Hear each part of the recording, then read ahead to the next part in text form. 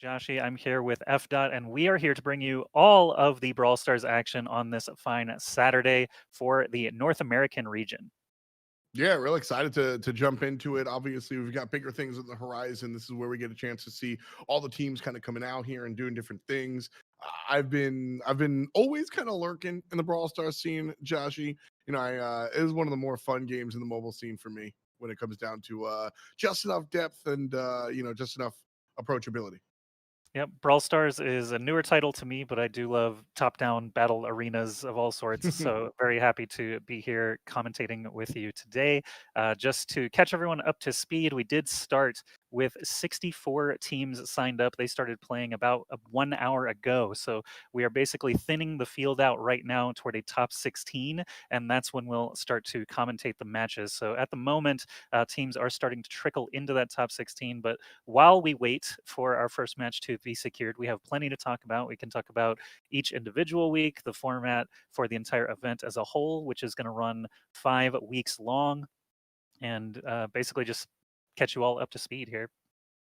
Yeah, we've got a lot going on as far as the macro is concerned. You heard Josh kind of talking about all the format and how we're going to be running things, and of course some of the teams here are going to be exciting as we've got some big names. But looking at the event overview, we've got our open qualifiers, then we get our LCQs, our last chance qualifiers, and that leads directly into the playoffs here. Josh, you want to break down each one? Yeah, so the open qualifiers, basically 3 different teams are going to accumulate points over those first 3 qualifiers. You can see there it's a single elimination bracket for each of these first 3 weeks. So you'll sign up, play against whoever your opponent, seeded into the bracket is. Have to take them down in a best of 3 games, basically best of 3 set to move on. You can see the mode there is actually going to incorporate a draft mode where we're going Ooh. to be banning different modes and brawlers before every single set and match so that we can determine who the better team is. You can actually have a bit of extra strategy this way, taking away a mode that you know your opponents are good at or taking away a brawler that you know your opponents are known for. And then each of the open qualifier weeks, there will actually be a prize pool for those specific weeks as well. So you're accumulating points and a bit of cash each of these first 3 weeks in the open qualifiers.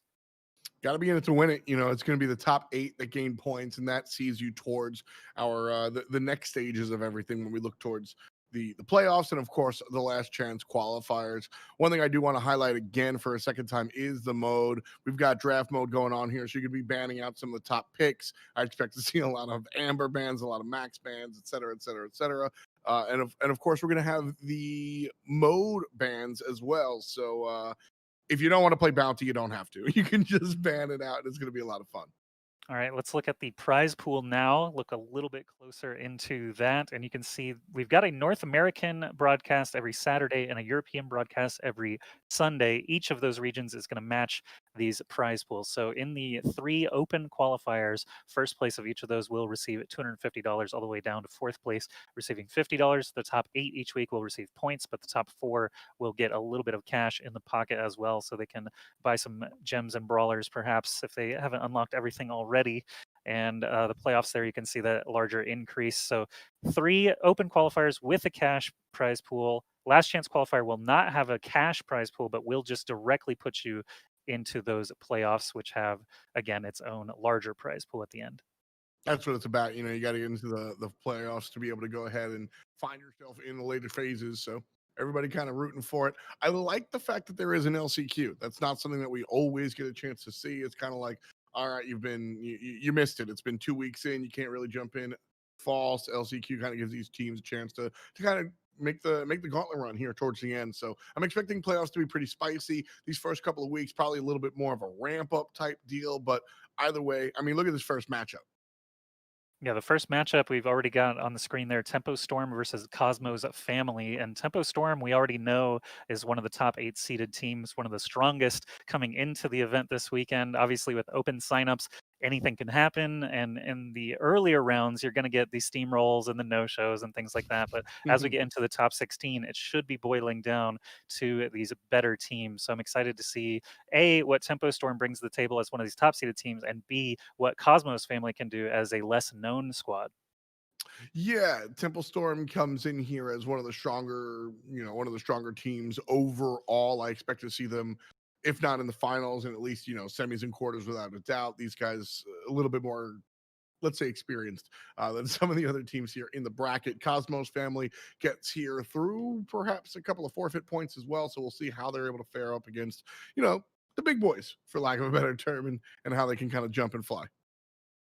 And the next thing we really should talk about is the draft before each set and match. Again, the uh, feature of this tournament each weekend is that you've actually got a little bit of extra strategy. It's not only about execution, but a little bit of strategy here before each match. You can ban out different modes and brawlers based on your opponents. So again, you could basically get rid of problem modes that you don't enjoy playing or your team is not up to snuff, or you can target your opponents if they watch Tempo Storm's matches or they happen to know a player on Tempo Storm really likes Barley, for example. You can see Barley there being banned out. You can just spot ban and give yourself a leg up before the match even begins. And that is something that's kind of unique to Brawl Masters. Should be cool to see how those picks and bans shake out each match. And this is going to go for the entire set. We don't do this every single game of the set, so we have best of threes, best of fives, best of right. And so when you ban out a brawler, it's banned for the entire set. So you can't just say, all right, game number one, we're going to be doing heist, and we're going to ban out specifically Amber because of the way she's able to do things. Not, you're going to ban out characters for the entire set. Game, set, match, right? And so with that in mind, you're going to be able to look towards the big picture, which is something that it's a different skill set. We talk about how much can you actually aim, or for you dirty auto aimers, not aim, but how much can you actually think about the game as well is going to come into this one. And if you got a coach, this is where they earn their money, right here. That's true. Yeah, the more strategy and analysis you're able to bring to the table, the better chance you give yourself before you even start shooting. But we do actually have some news from the admins. Amber, you've mentioned a couple times, is the newest brawler to join Brawl Stars. Actually, globally banned, at least for today's matches. So Good. no one has to worry about which team is going to have to burn a ban on the new brawler. Obviously, anytime a new character shows up, sometimes they're a bit overtuned, but sometimes it just takes a little bit of time to get used to that brawler and how to counter them and how to make best use of them. So it's just a global ban for today on that Amber. And we do actually have a leaderboard graphic that, of course, Ooh. in future weeks, we'll have the points accrued by these teams. But this week, I believe we're going to be showing you the top 8 seeds for North America coming in. And again, these top 8 seeds are just the best players, proven track records. They've got trophies to show. FA Gods, Tempo Storm, No You Esports, Dududunga, IX, Tempo Typhoon, which I believe is a sister team to Tempo Storm. You've got Team Unknown and Savage Cyclops. All there. And if you are able to look at the tournament bracket yourselves, I did see that Savage Cyclops was able to move on at least into the round of 32. They're actually still waiting for an opponent there, but looks like the round of 16 is starting to fill in a little bit. So should have those matches starting in not too long at the moment. So again, we already know Tempo Storm versus Cosmos Family is going to be the first up. Tempo Storm was on that top 8 seed list, so I'm excited to see what sort of strategies that they're going to employ. Yeah, Temple Storm, one of the stronger teams. They've been successful in tournaments outside of here and walking into Brawl Masters. Again, this is what is interesting about what we're doing here is that whole draft format. We've seen draft formats in the past, specifically maybe ban a brawler, maybe ban 2 brawlers, but the game mode bans is very interesting. There's a couple of different things that are going on here, so I'm definitely excited to jump into it and see what the heck changes. Yeah, and it looks like we are actually ready to start the draft. I don't want to waste anyone's time. Hey. Obviously, I want, all games all the time here. So you can see the draft. Now, I will explain again, since there's no in-game feature for this sort of draft feature, we are at the mercy of the players, basically actually submitting their bans and things like that. So we're waiting for mode bans, and then eventually there will be brawlers at the very end as well. So the blue and red actually correlate obviously to the teams at the top of your screen. Tempo Storm is the highest seed coming into this. That affects the ban and pick order. And then Cosmos Family was the lower seed. So you can see Tempo Storm banning out Gem Grab, for example, there as we continue on. Interesting choice to ban Gem Grab. I feel like Gem Grab is where a lot of the brawlers that's where a lot of the brawlers find themselves kind of even across the board. When we look at some of the other game modes, that's where we find brawlers really specializing, and of course from there it goes down to map. But that's where we kind of find where those brawlers specialize. We And get a we get a brawl ball ban from Cosmos Family, which I think is chef's kiss. When you are the undercard here, Cosmos Family, no disrespect towards them, I think they understand as well that Tempo Storm is the Goliath in this David versus Goliath matchup. Brawl Ball is the mode where not only do you have to be good at the game of Brawl Stars, but you have to be good at the game of Brawl Ball. And the teams that have a little bit more time in the gym, so to speak, the ones that have been together, that synergy, Brawl Ball comes through. You really have these like intricate pass routes that are just baked in the sun. And so banning that one out against a more solidified team like Tempo Storm is probably the best bet. And Hot Zone is the other mode that has been banned. Snake Prairie is going to be the first one actually that we will be playing on Bounty. And Yes. I again, I'll just be totally honest up front with everybody. I haven't been playing Brawl Stars that long, but Bounty is one of my favorite modes because it feels the most like a classic deathmatch sort of game mode where you're actually, staying alive is important. You can't just rush down every single time like gem grab or something like that. So I do like Bounty and the fact that you've got to keep defense as top of mind as well. Bounty's a lot of fun in theory, and then as we get into the later and later stages, it will become who can turtle the best, and Right. that a little bit Standoff less so. mode. Yeah, where you just kind of like hide in the corner. I will say round of 16, it's a little bit of fun. You can see Cosmos going for it, and then Temple Storm locking in Snake Prairie. Snake Prairie is one of the more frustrating maps. The entire thing is grass, Bushes, yeah. so expect to see a Tara. I think that's kind of what's going to happen here in order to be able to maneuver through Snake Prairie. Either you're looking for characters that can destroy the grass, like Brock, etc., or looking at Tara to be able to see on through. Yeah, I think picking characters that make use of the map's existing logistics makes the most sense. You don't want to have to work against the map and the enemy team once Mm-hmm. we get to it. So yeah, whoever plays well in the brush is going to be the best going. But you can see now, Bounty, Siege, and Heist will be played as basically the only remaining mode, as the rest have been banned out or chosen already. And basically, whoever wins 2 of these games first will move on, or actually increase their set score, excuse me. So you got to think about individual maps and then the set score as well. But it's best of 3. Brawler bans will be coming soon. They're still figuring out which map they want to play on for Heist, but there it is. Sweet. And Awesome. soon the Brawlers will be knocked off. Yeah, I think the brawler bans are really where it gets exciting. Again, Amber banned out, flat out, not going to be here. I caught your pun, by the way, Joshy. Look at you coming through with the wordplay. You were like, they don't have That's to all I burn a got. ban on Amber. Yeah. Give Joshy a round of applause for that one. Yeah, what I But what I lack in game knowledge, I'll make up for in punnery. Don't worry. that's what we need. Yeah. We need a little bit of that action for sure. I'm very curious to see. So Temple Storm picked Snake Prairie. I'm curious to see if Cosmos would go and actually give us the Terra ban. You know what I mean? Because again, your bans are here for the entire set, and so like if you ban Terra, it's not just for that one particular map. It's going to be for all 3, and like it's kind of a wasted ban on the Siege and Heist maps. So do you actually go into that? And that's a question that well I'm literally asking right now, and we'll get the answer to it in just a second. Yeah, again, we're at the player's mercy basically when it comes to just waiting for these bans and picks to come through. So any moment now, we'll know and you'll know at the same time who is going to be removed from this match here. Bounty, Siege, obviously you're going to be playing far, you have to keep in mind with your picks the different modes that are going to come into play as well. Siege can be very defensive. You're going to want to play like a zone controller so you can get those bolts. And finally, there is Sprout getting banned. And Sprout, of course, being able to block entire choke areas does make sense to get rid of, especially for Siege. I feel like Sprout can come in big blocking those areas.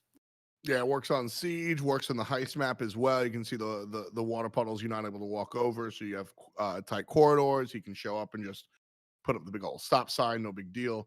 Secondary ban here coming out from Cosmos Family again. This is seeing that Tempo Storm were the ones to pick Snake Prairie.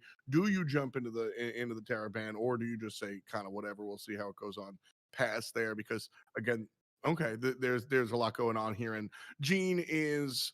I always say like if you're playing in a draft mode like this, Gene is a forever safe ban, right? Getting Gene pulled and killed, yeah, that's Brawl Stars, baby. So just Yeah, ban that dude out. There might be a better ban, but there's rarely a worse ban. yeah.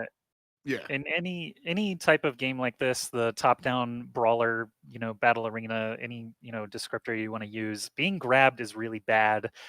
You never want to get grabbed by anyone in any mode, essentially. So yeah, Gene will be a common ban and pick. yeah. In these competitive matches, Sprout also getting a lot of mileage again, just for that sort of terrain control that Sprout provides. So now that we've seen who's not getting picked, I'm curious to see if we're going to see heavy damage lineups coming out of here or more support and healing coming out. Obviously, you want a balance when you're forced to play different modes. So Tempo Storm again being the higher seed.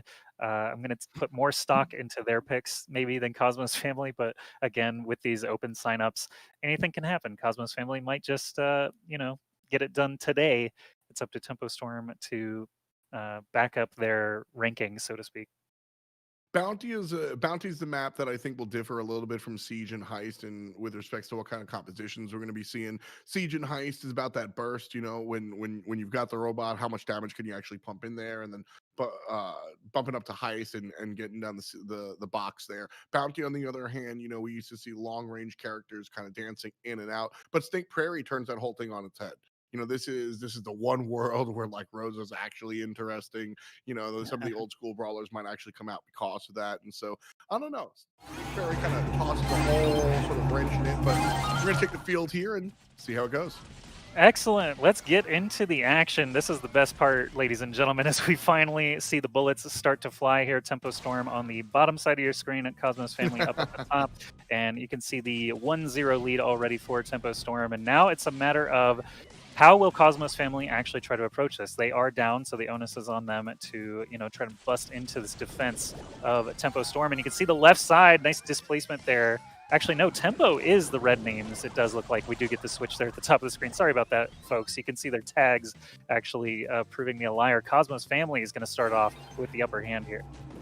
Yeah, this is exactly what I expected to see. Like I said, the long range brawlers you see in Bad Boy on the Piper. Expect to see her all the time. Bo's going to come out here as well. Alec and Tyler on either side, and then of course Silver's playing the Tara.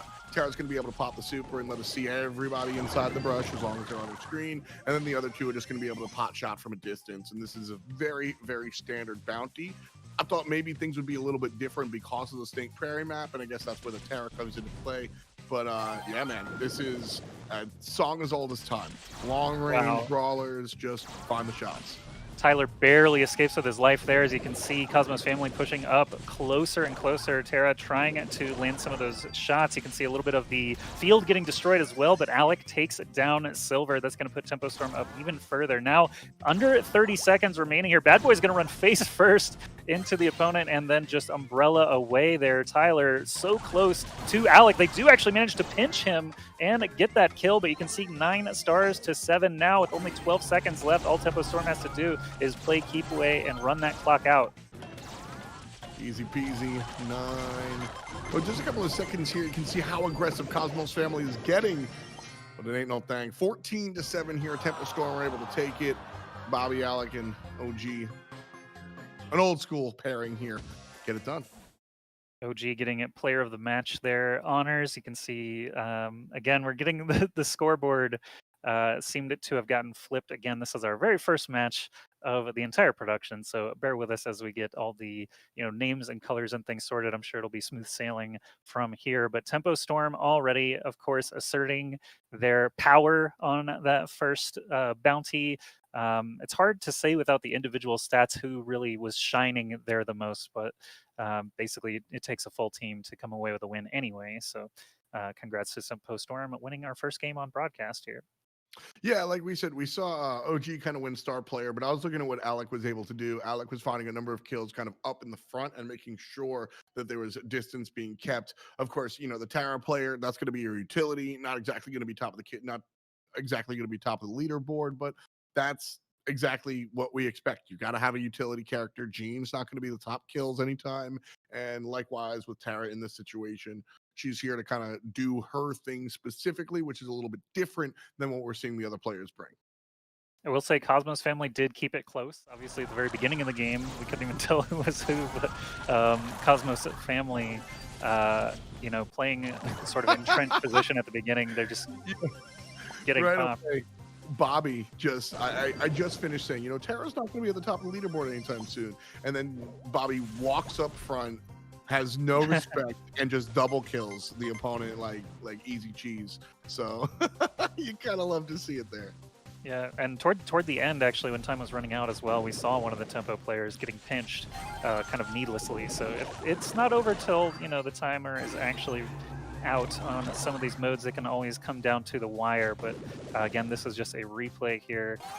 No, not a replay. Oh, sorry. No, it's our game. No, I realize now. Yeah, Bad Boy launching across there, already down so far, though. That is a repeat from game one. Yeah, similar compositions. We've got Silver playing Nani this time around, just like OG did, and so kind of taking a page out of Temple Storm's book, being like, all right, they just beat us with long range Tara and Nani, so let's do the same thing. Let's pick long range Tara and Nani and see how it all works out. And right now, it's working a little bit better, like 25 seconds left of the clock here, and only 3 stars separating us. So right now, Tempo Storm, this is what I was talking about, playing the turtle game. This is what you're supposed to do when you're up a little bit. Cosmos family has to get aggressive. They're biding their time, though. They want to do so in just a way that it's only one short play. 8 seconds of the clock, Joshy. Let's see what they do.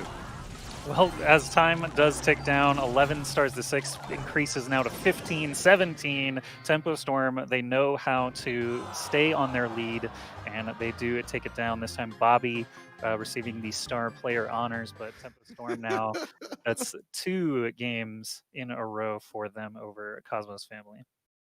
My man Bobby heard me. It's like, oh, word, I'm the support player. Get out of here. And then just got, like I said, he started this one off with a double kill. They were able to do it. And then what we saw there from Temple Storm, they're coming in as the 2nd seed overall. No surprise to see them kind of dominating this game mode.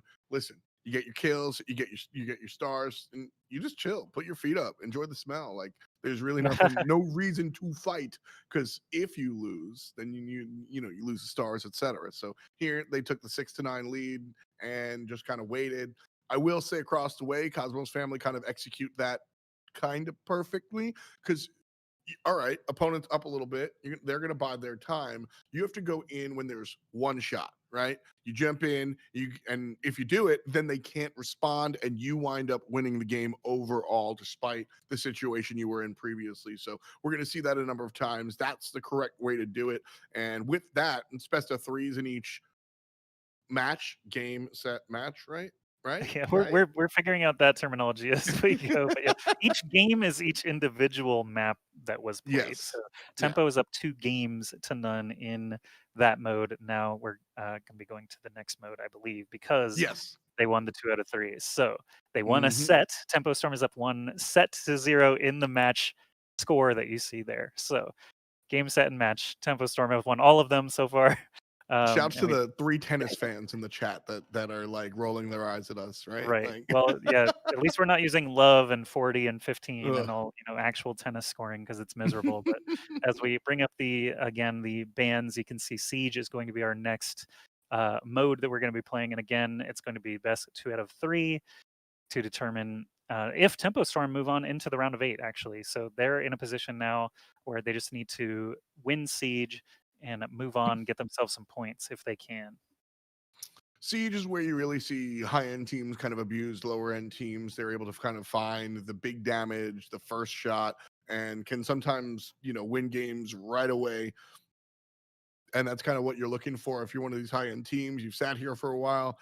Like you said, we had 64 squads sign up, and so they've Bobby and the guys have been here for a minute or two, and so their plan is just kind of come through, siege it up, and honestly just get it done. Cosmos family's attempt to stop them, though, Joshy, I think a lot of that winds up on, honestly, brawler selection. I'm very curious about the compositions coming into this one and seeing how and where they choose to kind of run with it. Yeah, lots of these games with deep hero pools, brawler pools, as is the case here, it does come down to, pre-game, who are you selecting, who are you banning, things like that. But now we can see as the action gets underway here, Tempo Storm on the top of your screen, just the poison, actually healing, just lobbed everywhere there for the Cosmos family squad, but the bolts already favoring Tempo Storm just slightly. It looks like they are playing almost like a net, moving together here, not so much zone offense or defense, and now the first siege bot is out. See Barley's on both sides. Barley's tend to always be selected here. Look at the super, just going to do a ton of damage to the siege box and the turret or whatnot, and just allow you to kind of stack that damage. First round, halfway through, Tempo Storm, fantastic job there. So, that's exactly what I was talking about, just understanding how to do it, where to do it. And recently there was a change, changing the RNG nature of the bolts. So you can kind of predict where it's going to go and play a smarter game. And right now it's 3-2. Tempo Storm seem to have the upper hand there as well. Tempo, yeah, now look to be sort of bullying. Barley did get a little bit low on health, but he had plenty of time to actually escape there. Bobby over on the right side of your screen, though, just dashing through and smashing Silver. Cosmos family getting knocked out there as the siege bot is approaching. So the respawn is there in time, but siege bot getting burned down very quickly here. Actually better than the previous attempt there. So Cosmos family still on the back foot, but have proven capable of defending now, though. So low, 3%. I can't Barley, see this baby. coming back. Yeah. Barley gets it done. Rose here standing in next to OG and Bobby here. Rose kind of whiffed that super towards the end, which is why we had to find the regular attacks there to finish things off. I laughed as soon as we got in there. Bobby picking up Mortis. Yeah, Bobby picked up Mortis. That's the whole story. That's it. Yep. That's the tweet. But they got it done. So awesome. They get the win. Another one in the pocket. Siege tends to go that way. Like I said, this one is where you really see the difference between the higher end teams and the lower end teams. Bounty, you kind of have a moment for the Davids to make their play, kind of like we were talking about. You can make your shove there, and later on in our last game mode, you might see that a little bit, but I think Siege is the one where teams are really separated. Yeah, and every second, every game, every individual map matters so much because as we approach our next game, Cosmos family is actually facing elimination from this first open qualifier. If Tempo Storm can just take one more map away, they'll move on into the round of 8. They'll get themselves some points, and Cosmos family will just have to suck it up, try better next week. There were, 2 more open qualifiers after this one that they could get a piece of. So again, we do see the Barleys sort of mirrored across from each other. Bobby trying to move in quickly, getting deterred there on the right side of your screen, though. OG actually getting closer and closer to Bad Boy. Bad Boy falling incredibly low on health, but again, Tempo Storm just maintaining control here. Again, they're the higher seed team. They've won every individual game so far, and they've got the first siege bot on the way. Silver does a good job of kind of shoving himself right up there to see what he can do to prevent Tempo Storm from dive bombing, but gets taken care of by the Mortis. Big power moves coming out here from Barley, and again, first bot, half HP. Yeah, the 57%, only slightly worse, 1% different from the previous iteration here. You can see Bobby. Bobby is so interesting to watch in this because it looks like he's mostly just running in and out away from everyone. Like he's just like a threat that could end up on top of you. There he does finally connect with Bad Boy and takes him down in a matter of seconds. So that's why you see him, I'll describe that as shark behavior, just kind of swimming around. You don't really know exactly where he is in the brush, but he will pounce, and Tyler actually goes down this time. Tempo sitting comfortably, even though there is a siege bot approaching. This is the first one Cosmos family has managed to send across, but Tempo Storm burning it down under 20% already, and they barely take a hit on their actual base. Bobby does a good job of, he's kind of trolling a little bit here with the Mortis pick, but he's using it in the right way where, all right, the siege bot comes here. A lot of people are going to be looking at the bot. No, Bobby knows Mortis's job is to murder you. And so what did he do? He murders you. And that's all he does. And he chased the players, he got the kills, and by the time they respawn, they're at the other side of the map. They can't even contribute to the kills onto the home base, and the turret stands up. Bobby snuck away from Silver with only 180-ish health, a couple of nice dashes there, but now we've got a level 15 Siege bot. They didn't do very well against a level 3 Siege bot earlier, so they're getting, shoved in now. Only 14 seconds left on the clock anyway, so this is a foregone conclusion as it gets punched down. The match is over, and Tempo Storm, perhaps as expected, moving on into the round of 8 with that excellent performance over Cosmos Family. Cosmos Family tried to hang on, tried to make use of the pick and ban mode selection, and take the advantages that they could, but Tempo Storm too strong today. Yeah, I like that you highlighted Cosmos Family's ability to kind of like try to use the draft mode, right? They made sure to put themselves in a bounty situation, which is a game mode that, like, as long as you're intelligent about when you're gonna run the attack and when you're gonna hold back, you can actually topple teams that might be straight up better than you. Not saying that's the case here, but if it was, that is absolutely something that's possible to do in bounty as opposed to Siege, where it's a little bit more exacerbated, the difference between you and your opponent here. So we kind of saw that in both of those comments come to fruition here in game number 1, game number 2, and then set number 1. All right, well, there you have it. Tempo Storm, our first team to make it into the round of 8. It was kind of a quick and dirty affair. Not really challenged on any individual map, as Cosmos Family does bite the bullet. They're going to go down this week and have to come back next time. And you can sign up as well at twitter.com/BrawlMasters, spelled just like you see on the screen, or discord.gg/BrawlMasters. You can also follow the channel that you're watching right now for next week's events. But we are going to head to a break now after one successful series. We still got plenty to come, so don't go anywhere. And we'll be back with more Brawl Stars action in just a couple of minutes.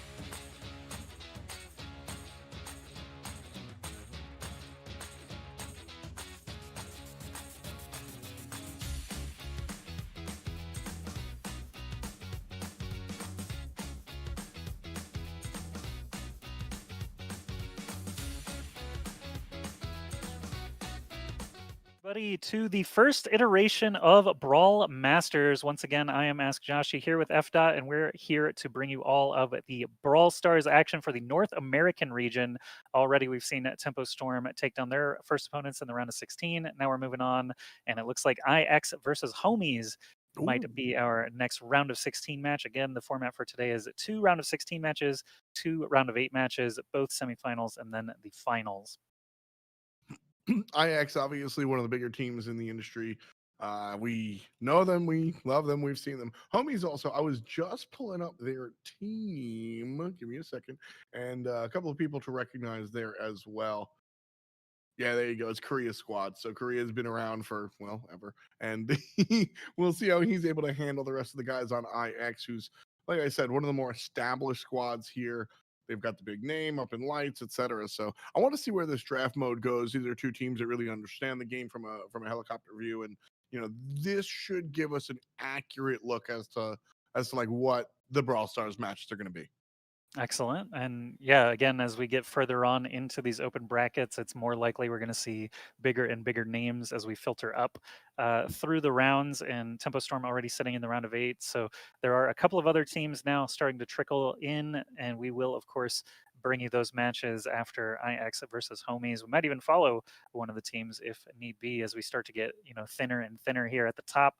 But yeah, again, the draft mode is something kind of unique to Brawl Masters. We haven't got a chance to see how IX or Homies actually treat that just yet. We saw Hmm. Tempo Storm obviously earlier with their mode bans and their brawler bans, but again, this is kind of like Wild West situation with the bans. You either know everything about your opponents because they're a top 8 seed and they play in everything, and you have a history for their favorite brawlers and modes, or you just have never heard of any of these people and you just hope that you're better than them and you just ban whatever you're annoyed by um, because you're going blind. But lots of different strategies possible here now with this draft mode that we're about to jump into presently.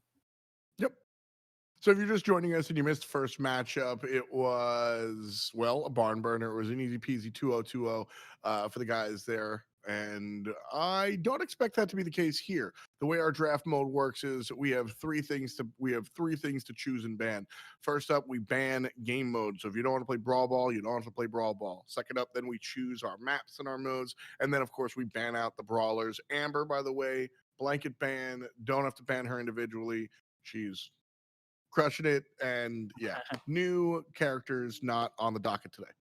Yeah, new characters, again, we mentioned it in the first match. Sometimes they're overtuned because they haven't had much time played publicly. Sometimes it just takes a little while for people to figure out how the new brawler functions, how to play with and against them. But now we see our mode bans. We're going to be getting rid of Siege, Hot Zone, and Heist is that last one. So um, that leaves only a few modes left there. Bounty is going to be chosen first. I think Brawl Ball, that means we may actually get a Mhm. chance to see. Last time that got removed, and you made an excellent point about Brawl Ball being a game within a game. You have to be good at both to actually win. So that's an interesting one. I would not expect Brawl Ball to get through too much. Hot Zone is actually the only one that has gotten banned in both of our matches so far.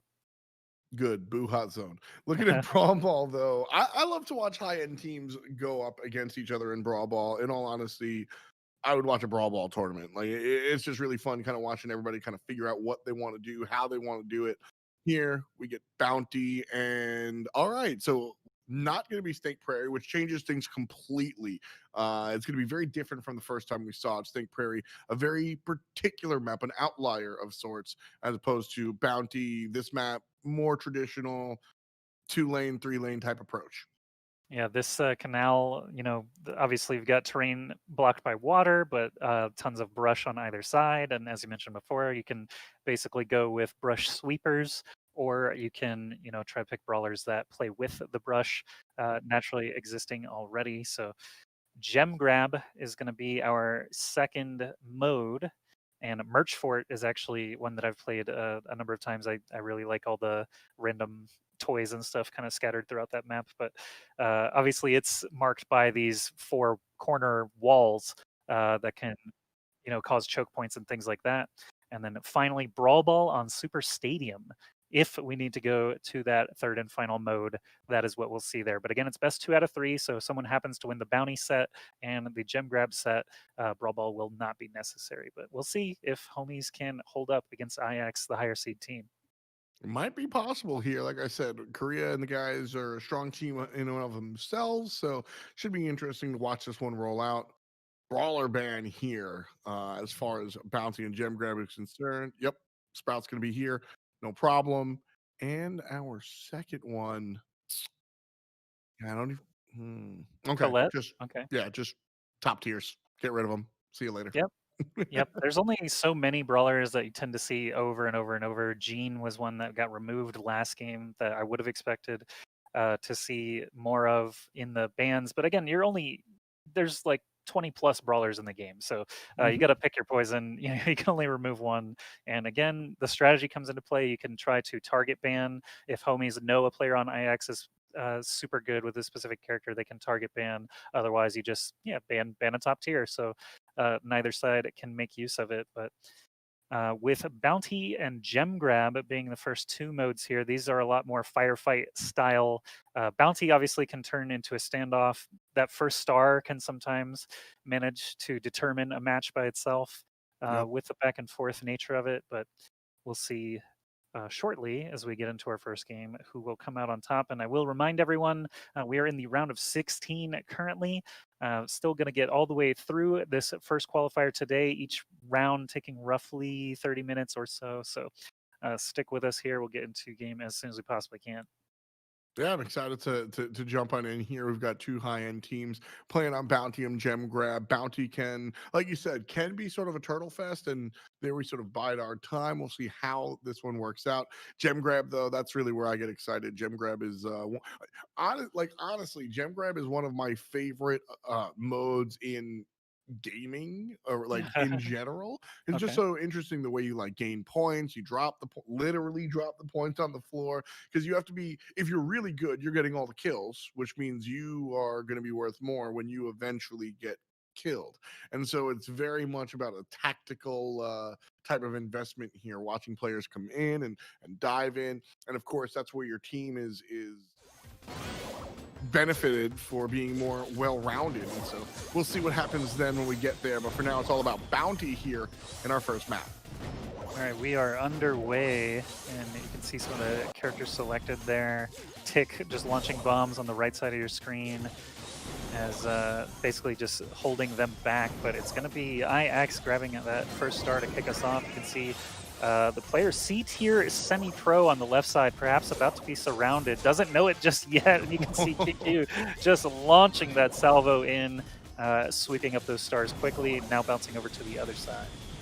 Mortis is definitely one of the harder to pilot characters, but that's what happens when you know what's going on. QQ is able to find the player and just isolate them. Again, just bide his time, find the moment, in and out, baby, in and out. You're able to get it done, no problem. And then, of course, you got your long-range characters. Brock is going to be here, still doing his thing, able to kill the brush and able to kill the players, and that's a big deal. Super low on health goes Czar, but he actually manages to escape there without getting burned to death by the terrain and launches his ultimate, his super out there. But it's still, 7 stars to nothing. Homie's struggling to get in close at all, and Brock is a big reason for that. But so far, yeah, just one-sided bounty thus far. QQ really threatening anybody that wants to come and get too close to what IX is doing. You've got Gene on homie's side, and they haven't been able to really find anything. And so QQ's going to go in one more time. Cut down Izzy. Tick is no longer alive. 20 seconds on the clock here, and you do have CT or semi-pro behind enemy lines, but QQ doesn't get the kill, doesn't need to, frankly. He stays alive. That's, actually more important at this point. However, they are going for that perfect game. They don't want to lose any lives here, so they can stay, up 15-0 as the game ends there. So IX looking incredibly strong, and they were, again, one of our top 8 seeds coming in. This is only the round of 16. You never know what you're going to get in the round of 64 and round of 32. So homies may not have faced a real, challenge yet. Obviously now against IX, they're going to have to step it up. And that first game, again, one-sided affair. IX fully in control there, and the Mortis play specifically looking quite good. Yeah, I think this one is. I think game one is probably not indicative of the bigger picture. I think that was pure domination from IX, one of the stronger teams, not just in our tournament, but in the scene here. But again, homies, they're not a slouch. This is a team that I think can compete. And so as we, kind of jump into our second matchup, I think that they might be able to come back a little bit here. All right, already starting with second best, falling very low on health, but manages to get with his teammates there and get back to full health there. Ooh, that was pretty interesting. Didn't go Daddy's way as he falls against all three of those opponents. Does give a little bit of knowledge, at least, to his teammates of where those opponents are stacked up, but they don't seem too afraid of any AoE attacks or anything like that. QQ does go down, so this is actually the first kill that the homies have managed to secure this match. Yeah, that's a good look for homies, able to cut him down there. Jar, though, continues to get it done, and there he's back. Crying Man goes down once, but not a second time. He's able to just mortis players out, 10-2. Still a lot of Brawl Stars to be played. Interesting change up here that I don't think is actually going to be a good one. Rosa gets plugged in here for the homies, knowing that Crying Man is playing on that Mortis, and QQ's going to be able to come in and deal damage. The idea is for Rosa to kind of outlast that damage with Rosa nonsense. I don't think that's going to be as successful as they're anticipating, because Rosa's just been slammed. And there you see IX perfectly play around what Daddy does. Sandy comes out, drops the super, and IX walks away. Like, whatever. Second best just barely misses the super, but then QQ diving in, does not want to commit as the shield goes up on C-Tier Semi-Pro. On the top side of your screen, it's kind of a 2v1, but Brock's just got that range. He's able to run away if they get closer and closer. So you can see the varying ranges on these three characters of IX actually all coming into play. Mortis now just diving right in. They're up enough stars. He can do basically whatever he wants, but C-Tier Semi-Pro on the left side gets popped as well, and there's 18-6 your final score there. Oh, man, that was so rude. C-Tier Semi-Pro sees the writing on the wall and just sort of, puts the phone down, let's go. And the Brock player on IX is like, oh, word, and just pummels damage in there. Guess, farms some extra stats and is able to get it done here. IX are able to take both maps here in Bounty, and so we'll move on to Gem Grab. Yep, Gem Grab, again, another exciting mode coming up here. I'm excited to see what's going to happen, but IX already, again, just putting their foot down, saying, they're a brick wall that homies have to break through. And just the compositions there, I feel like IX had much higher damage, and homies, with the Rosa specifically, it was going to be tough for Rosa to get in there and do anything. Brock doing a good job for the side of IX, just being a hovering threat, while the other two could stay sort of mid-range. Mortis, obviously, with the dashes, can just pop up and surprise people. So they just, kept him in that brush in strategic spots, and homies never really had a good time to collapse on them and, suffered because of it. But Gem Grab could be totally different story. Could see totally different lineups as well based on, the map that was chosen. But sure, we'll find out here shortly. Something I wanted to bring up was earlier in the day, we saw Temple Storm. They were playing on Siege. They were playing on Siege, and Bobby had the Mortis, and I was like, oh, look, he's trolling with the top hat. Now, looking at QQ, otherwise known as Crying Man, in this map on this completely different story. So first of all, Crying Man has a strong Mortis, and fans of his know that. Second of all, Bounty, completely different game mode than Siege, right? You're looking for those opportunities, just kind of snap and take down people, take their gems, and then dash away. And so, or get your stars and then dash away. And so a good look there. Very, very different story. So game mode to game mode and map to map, your character choice is going to change. And now we do see a slight mix-up here. 8-bit actually going to be employed now for IX over on the left side of the screen, almost taking down Max immediately in one salvo, but Max a little bit more glass character. But you can see the gems themselves going in both directions here. Pam up in the front, just basically blocking that choke, while it's going to be Jean actually just scooping everything here for IX, now up 5-1. That 8-bit got a buff in the latest patch. I'm not sure if it's in or not, but what was it, a 12% increase? I mean, this tank got tankier. Watching the 8-bit lane against the Max, I think, is a nice look, because you've just got this unkillable tank in 8-bit Oh, look at up that! against Max, who's trying to do the thing. Right in the center, all the gems lost now by homies as second best grabs him on in there, and you can see Terra on Terra violence, but now time is ticking down as 10 gems have been collected for IX. They're all on the same gem carrier. He can actually just run back. Second best has no need to even flirt with disaster here. Homies already know this one's done. They're just going to keep attacking each other regardless, and you can see IX again staying perfect here against homies. 2 games in that first set, now up 1-0 in gem grab. They are only 1 map away from sending themselves to the top 8, trying to score some points and accrue them for the playoffs several weeks from now. But homies, they're on the ropes. They're facing elimination. They've got to get all of it done here, do or die on gem grab. Yeah, obviously our lower third a little bit backwards. There it is. IX are the ones with the lead, homie with their backs against the wall here. And this one, I'll be real, I did not expect gem grab to be, or the whole set to be this.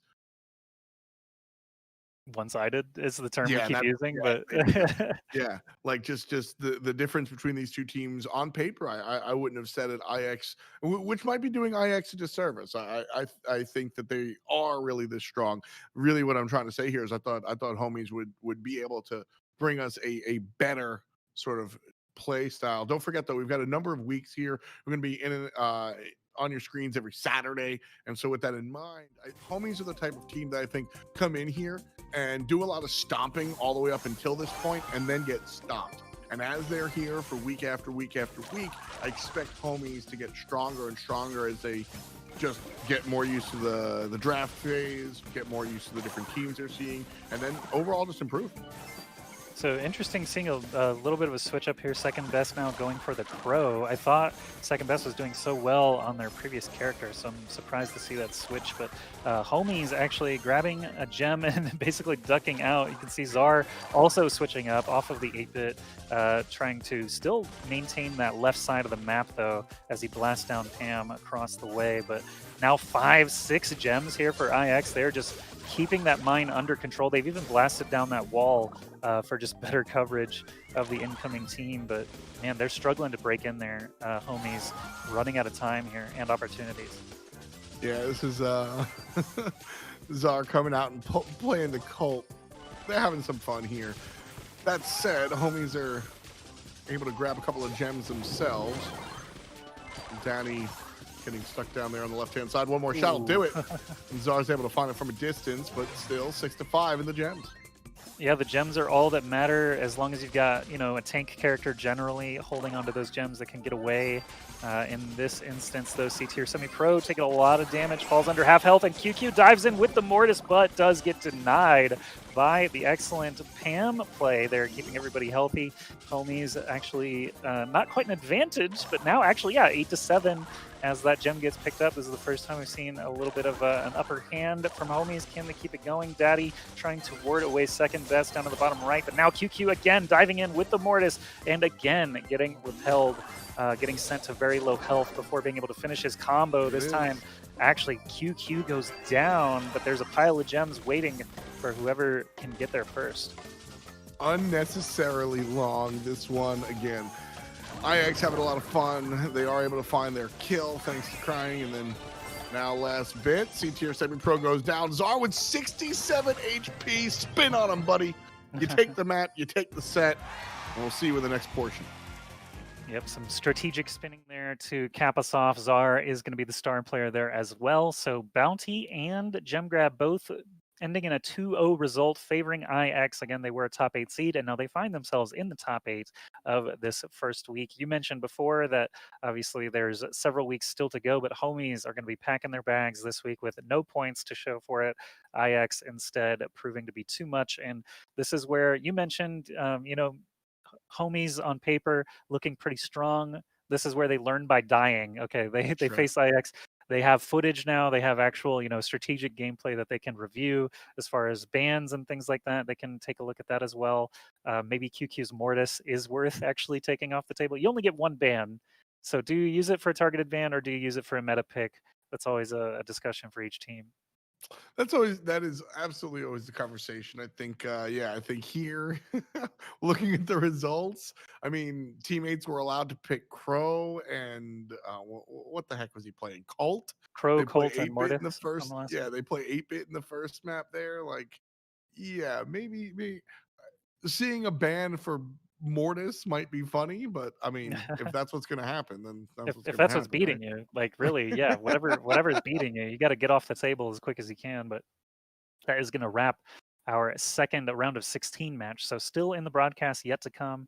We've got 2 round of 8 matches as well as the semis and finals, of course. So if you've got that tournament bracket link, you can look and see where your favorite teams have gotten to at this point, or even see if they're actually still in the tournament. It is single elimination, but again, we're going to have qualifier number 2, qualifier number 3, both coming in future weeks. And yeah, we do actually have a couple of teams now into the round of 8. That's going to be FA Gods, Dudadunga, Sempo Storm, and No U Esports. All were in our top 8 seeds, all now in the top 8. Absolutely. Don't forget, you guys can follow along. We're on a number of different social medias as well as Discord. That's how you can kind of jump in here. So make sure you're going to get your hands involved, sign up, and see if you can kind of take the table here. Again, we're on different social medias as well as Discord.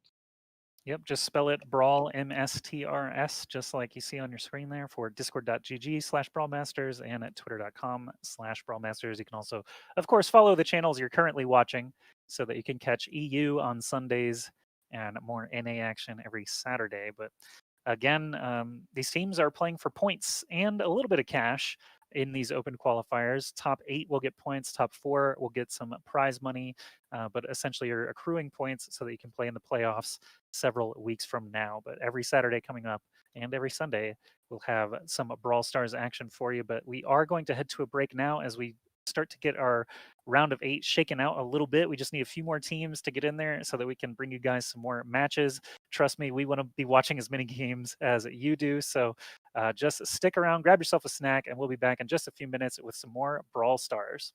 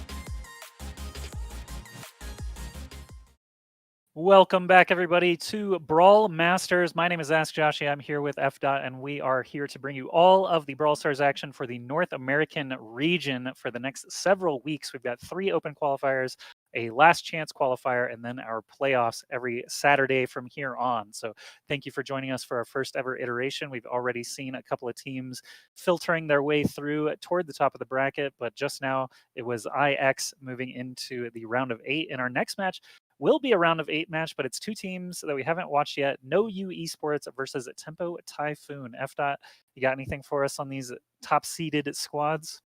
Yeah, for sure. No You Esports brings a bunch of players that we've seen in the scene before. Jigsaw, Lukey Bear Tooney, and then Slash and Pika also on the roster. Teams can swap players in and out at a moment's notice per map, per set, per match. No big deal. So all 5 of those players, obviously not at the same time, but we'll see some jumps around there. And then across the way, Tempo Typhoon, that's Tempo Storm's sister team. It's Yeezy, Kenny, and Raz. We've seen Yeezy and Kenny around the scene a little bit. Raz, maybe, I'll be honest, personally, a little bit less familiar there. But as far as star power, if we're looking at like the Madden ratings, so to speak, these teams are pretty evenly matched. So I think we're gonna get a real match here.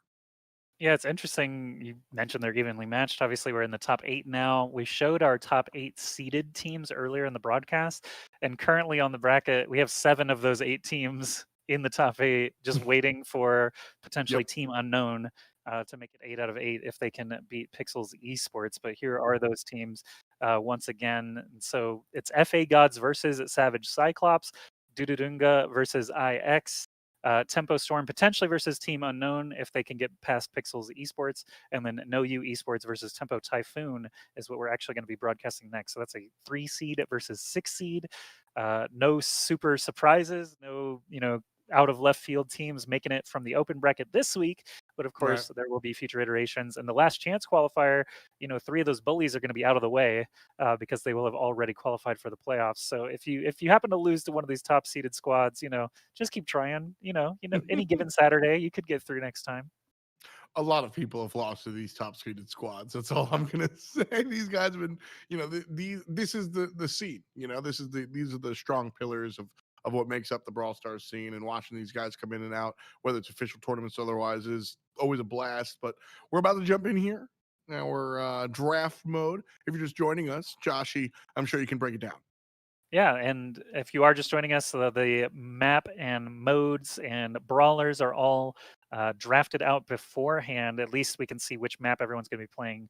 And the brawler bans are going to be banned for the entire match. So let's say Spike gets banned on this screen. You won't be seeing any Spike between No You and Tempo Typhoon. So you can see the modes starting to get banned already. That is going to be Siege and, again, the Hot Zone. Both going to get banned out. We haven't seen a hot zone today. I'm wondering if Nope. we will at all. You were Nope. saying earlier it's not a favorite for most people, but I would expect to see Bounty, Gem Grab, Bounty actually getting banned this time That's though. what I expected. Bounty as we get our better teams here. Bounty is a game mode that I think can really equalize teams that are mismatched. And if you're a strong team, you come in here going, well, You don't want I'm that, just better than the yeah. bottom team. And if you're a bottom team, you go, oh, I want that. But as we get later and later into the bracket, I think those bounty matches become, let's say, arduous. They are really all about the turtle. They're all about this slow play. And frankly speaking, I don't think a lot of people play Brawl Stars for the slow play. And so I expect to see that banned 0% in the early stages and almost 100% as we continue to go forward. Gotcha. And that's something I wouldn't have thought about, but obviously arduous, for those who don't know, just means it's hard work. Like Yeah, it's a slog. It's just belaborous.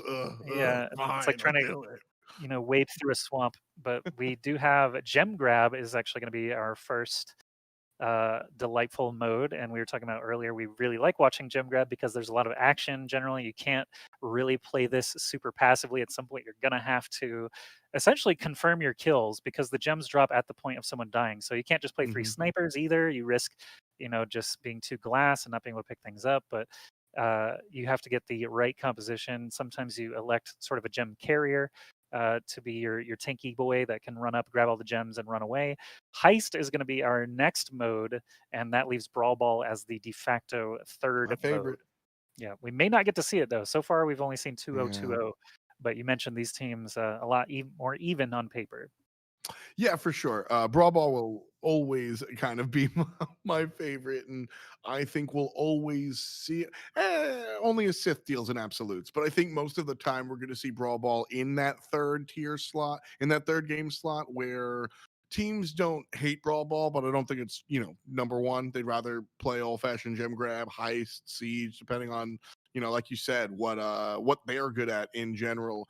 When we look at brawler bands, I think the majority of the time we're going to see meta picks, just what's what's strong, what don't you want to play against, because specialists, while they do cut, we literally just watch Crying Man mortis it up. While specialists do exist, it's more about these are really annoying brawlers. But when we look at modes and maps, I think that's where we get to see the team by team delineation of just like, well, all right, we can play these. We'll be particular with who we're playing up against. And that is not the first Colette ban that we've seen. So again, you're mentioning these sort of top tier characters getting it banned out, and Max is going to be the other ban from Tempo Typhoon. So no U Esports versus Tempo Typhoon. We're going to see no Colette, no Max. We will see Gem Grab and Heist guaranteed, and potentially that third and final Brawl Ball based on the score at that point. But again, round of 8 is again just 2 out of 3. So whoever can win 2 modes at first will find themselves in that top 4, getting even more points and a little bit of cash to take home with themselves. Hell yeah. I love the Max ban here because Max really stands tall in Brawl Ball, quite obviously. Gotta go fast. And this is, again, you see such a tone change when we get into the later stages of these brackets, when we get to the top 8 specifically, where top end teams are playing top end teams. Brawl Stars, I like Brawl Stars because people are disrespectful. Okay, I like the disrespecties when it comes to gameplay, and you're gonna see the like 8-bit call funny drafts in like the round of 16 and beyond. But once you cut it down to like quarters and semis and finals, everything's on the table. And so with this Max ban, Max is banned mostly. I mean, she's just strong in general, but Max is banned with an eyesight on Brawl Ball, speeding up the squad, looking where it's going. And this is Tempo Typhoon saying like, look, we might hit that third game mode. We might just lose on heist. That might be, so you see this more like safe gameplay in the draft mode, and I think that'll translate into the gameplay, which is why I said we saw the bounty ban, because too safe is it is what it is. So I'm Yeah. excited to see some action here on gem grab and heist for sure. Yeah, when it comes to playing more cautiously, you always want to prepare for the worst and expect the best, or no, hope for Mm-hmm. the best. That's a prepare for the worst, hope for the best. That's how I live my But life in general. yeah, that's a good one. I tend to go for YOLO because screw it, you're only here once. Right? Right? I've, You can't take it with you. have you ever been skydiving, F? I am painfully afraid of heights. You have no Oh idea. man, that's rough. I loved it. I definitely want to go again. I'm trying to get more esports people in with me. But here we go. Ooh. We are actually in game number 1, and already a kill going. Uh-oh. Oh, actually, already gems getting scooped here. Tempo Typhoon off to a quick lead. Now 7 gems as No U Esports just lost another player there, but Tempo just wailing on that Pam in the corner. But she's just got so much health and healing through the wall there. It takes forever to finally take down Slash. Jigsaw tried to get behind enemy lines and pull the cheeky play once, now twice. Neither of it will come up with chicken soup or rice. Tempo Typhoon have all 10 right in the pocket. 8 seconds to go. Looking cute, feeling cute. Lukey Bear, I think, far away from anything that's going to happen. Jigsaw goes for the dive, unsuccessful, and map 1 quickly in the hands of TT. Yeah, Kenny on Pam, getting star player, just had so much health, and obviously with that healing super, able to just stay in command of all of those gems, never really threatened. You did mention Jigsaw with the sort of roundabout assassination attempt that got shut down there at the bottom of the screen, but that is going to be Tempo Typhoon Yeah. jumping out to a 1-0 lead on Gem Grab. Yeah, kind of easy peasy there watching Tempo Typhoon. I think Jigsaw all-in strat did not work. Tempo Typhoon was really, really key to just turn around and just blast them. Pam did the work. Pam got it done, and able to cut down the assassination from behind. So I think that one was an all-in strategy for sure. That's why it was so fast. I know you was like, all right, we'll go in, we'll put all our chips on black, and well, it came up green. Oh well. And so we'll see what happens in the second map, which I expect to be a little bit more like I said, calculated. That all-in strat clearly didn't work. So pull it back a little bit and try again. I like that you said bet on black and it came up green. That's like a coin flip where it lands on the side. It's just unlucky, Yep. you weren't gonna win no matter what. Yeah. Unlucky, dude. Unlucky. Typhoon, obviously showing their strength very, very quickly there. Just, individual effort, team effort, both looking strong there. But again, one game doesn't give a ton of information. No, you esports on the back foot here, but still plenty of Brawl Stars to be played. They can take the information that they just got in the first game and try to switch things up potentially as well. But honestly, the Pam just had so much health and healing behind it that you just maybe they go a little bit higher damage this time. They had a Pam of their own there, but obviously the thinking was that they were going to be able to hoard the gems and keep Pam alive. They just never managed to get the kills that they needed. Yeah, a lot of times, and this is something not even Brawl Stars specific. A lot of times in draft game modes, I put a lot of value, more so than my co-commentators usually, in the run it back. A lot of times, listen, you pick this composition for a reason. You get hit in the mouth. That doesn't mean that you can't go back to the composition. This is not one of those times. I think No You got stepped on so hard here that they do have to cash in the chips and try a different comp. I don't think that the all-in kind of Mortis strategy worked this time around. And so Jigsaw's a competent player, can absolutely play the Mortis, but I want to see a different approach here. And do we get it? Come on, No You, walk onto the field. Carl is in play now here for Raz, but Pam still in play here for No You Esports, facing that opponent, Kenny. Same Jigsaw, though, actually switching it up now, jumping over the wall there to start punching Kenny, but, I mean, there's really only a couple of gems on the map at all. This time, No You Esports scoops them first. Nice look here for No You, looking to control the mid. Raz on the call should be a nice look here. Carl's one of my favorite characters for gem grab. I think he does a good job of kind of locking things down, pops open the super, and has that flame path there as far as Gad's concerned, so able to do so much damage, and ultimately gets punished as he walks a little bit too far into Red's house, and Jigsaw puts him down. Okay, so the only character swap actually proving to have some value as Jigsaw starts to get upgraded there. Obviously, you don't want to lose your life and have to start from scratch. Kenny, though, getting right up in his face there as Pam, obviously on the top side of your screen. Slash taking the gem carrier duties here for No You Esports, and actually up to 6 already. You see a death on the bottom left of your screen. That is easy falling here. Super is going to get used now by actually, it's hard to tell. Everyone's invisible there finally. No You Esports do get the kill on Raz as Carl tries to make his way in there. But almost up to 10 gems now. Kenny is the only thing really keeping them from starting that timer. See, look, this was a big character change that I was talking about. Going Mortis and going the all-in aggressive strat didn't work for No You, so they turn it around a little bit. They look to play a little bit more defensive. They toss Sandy in the mix, which is really allows you to kind of hunker down, control this midsection, and that's what they did for the majority of the early game. But now you've got Raz kind of doing work over here, getting some kills. You got Yeezy down below, Sandy of his own, and he's making the plays. And really, what we're seeing from Tempo Typhoon, more so than anything, is No You are able to do well when they're controlling the mid and playing it safe, but as soon as they get aggressive, that's when they start to fail. So here, 15 seconds on the clock. I think Tempo Typhoon can jump back in here. They have to ignore Jigsaw, who has nothing behind him. Kenny's obviously taking it up. Here goes Carl way in the death, and there it is. The kill is good. Blue team countdown.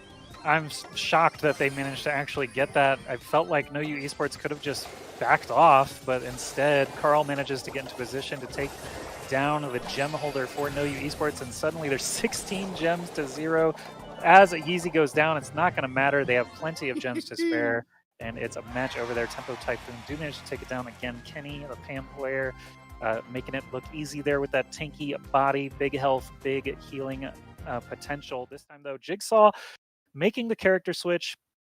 did actually see the difference there and actually made No You Esports look a lot stronger. Toward the very end, though, of course, losing all your gems makes you look a lot weaker. But Tempo Typhoon happy to take it into Heist next at a 1-0 lead in the match. I want to talk about the 3D chess, the Tempo Typhoon kind of play there that you see often in this format of Brawl Stars with respect to the draft. So we saw how No You Esports went all in, super aggressive with their approach and their composition, and obviously it didn't work. We saw how much stronger they were with this defensive sort of mid lockdown composition. Tempo Typhoon saw how hard they beat No You. They were like, look, No You's going to be insane if they bring the same amount of aggression towards us. So they're probably going to back it up, lean more on like the Sandys and the more defensive characters. And so what we're going to do is we're going to employ Carl, and we're going to make sure we have characters that can go all the way in the back line. And that's exactly what Carl does. Spins all the way up, cuts everybody down, and all that defensive prowess that No You brought to the second match worked out. But Tempo Typhoon was absolutely able to kind of push on through, and Carl was a big reason for that.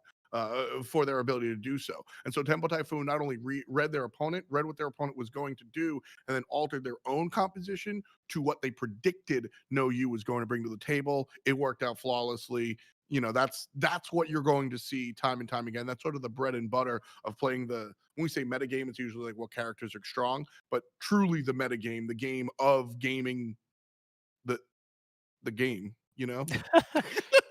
So meta game is basically defined by any outside factors, that aren't in the game itself. Yeah. So it could be something as simple as like, do you know what your opponent had for breakfast this morning? Is he going to have a tummy ache? Right? Like, take advantage. That's meta information. But the meta game, as you described, is basically what's strong right now.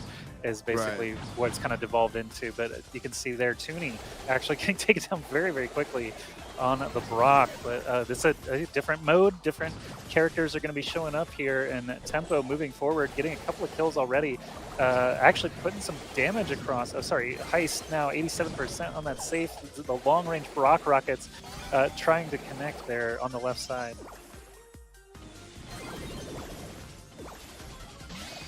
Middle of the field here. Raz is able to get things going, but ultimately not a lot of damage just yet on the big box. 50% actually. No Use is falling right now. Tempo has somebody there it is. Yeah, Yeezy's just kind of sending shots from a distance. The Spike always kind of selected here. Spike just winds up being strong. Really no rhyme or reason, just hits real hard, and here we're seeing Tempo Storm play on the opponent's side and just shoving shots.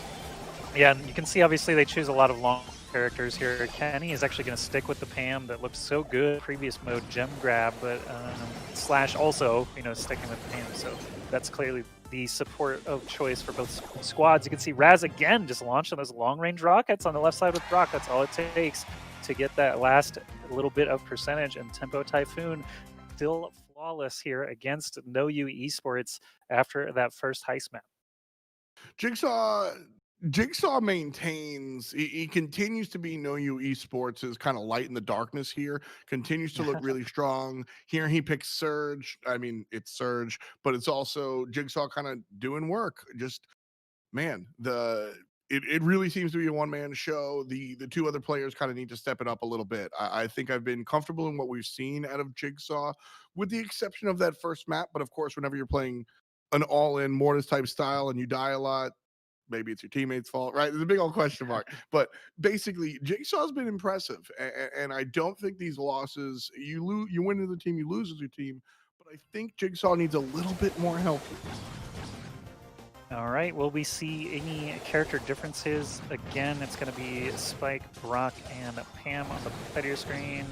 Actually, a mirror, just straight up mirror across, as you see No You Esports now firing back through the middle here. Yeah, just standard stuff, and basically just making use of those different lanes, so to speak, the two water puddles and the grass on the left there to fire back and forth. As soon as someone gets an advantage, you'll see them press forward. Once the supers start flying, one side or another will gain some ground. But Kenny actually falling very, very low does actually go down as he plants his super. So a little bit of an opportunity here for No You Esports to move forward as they get another kill onto Yeezy.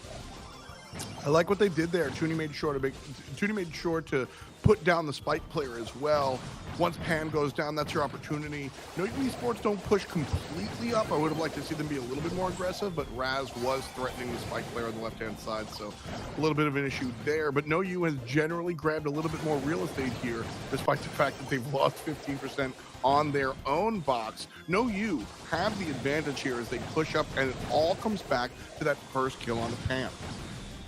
Yeah, you can see they've got the territory, but the percentage shows a different story, and that is that Raz was just unchecked for a little too long, got a couple of rockets in. He's going to keep firing over there, but Pam's able to body block one of them there, and just about at max range. Brock can't quite connect with the safe, but meanwhile, Lukey Bear takes down Raz. Again, No U Esports seem to have that domination in the center, but you can see the spikes there warding them away, and all the shots coming in now as Pam returns to the center. So No U Esports, despite having a few good altercations and winning a couple of them, still struggling to find that percentage. Now they are in the driver's seat, though, 72% remaining on Typhoon's safe. Spike for Tempo Typhoon has been doing so much of the defensive pressure. Yeezy's just tossing out his nonsense, and everybody's having an issue kind of stepping forward. Toonie finally put him down, and No U did not capitalize on the death of the Spike player. And I think that's probably the biggest issue that No U had. 72 to 85% right now, so No U actually are in the lead. They will be able to take this map. I don't think there's a chance that Tempo Typhoon are able to walk up and take it down. Yeezy gets a kill. Too little, too late. And it's going to end like that. 69, nice. No U Esports grabbed their first map of the set. All right, and this is our first rebuttal that we've seen in the entire broadcast. After 2 round of 16 matches, now in our round of 8, we actually see an even battle here. Obviously, it was 2-0 for Typhoon on Gem Grab, but Heist showing a different story. And in the mirror match, actually, No U Esports managed to show that they've got what it takes to hang here with a Tempo Typhoon. And finally, we see a little bit of a battle back.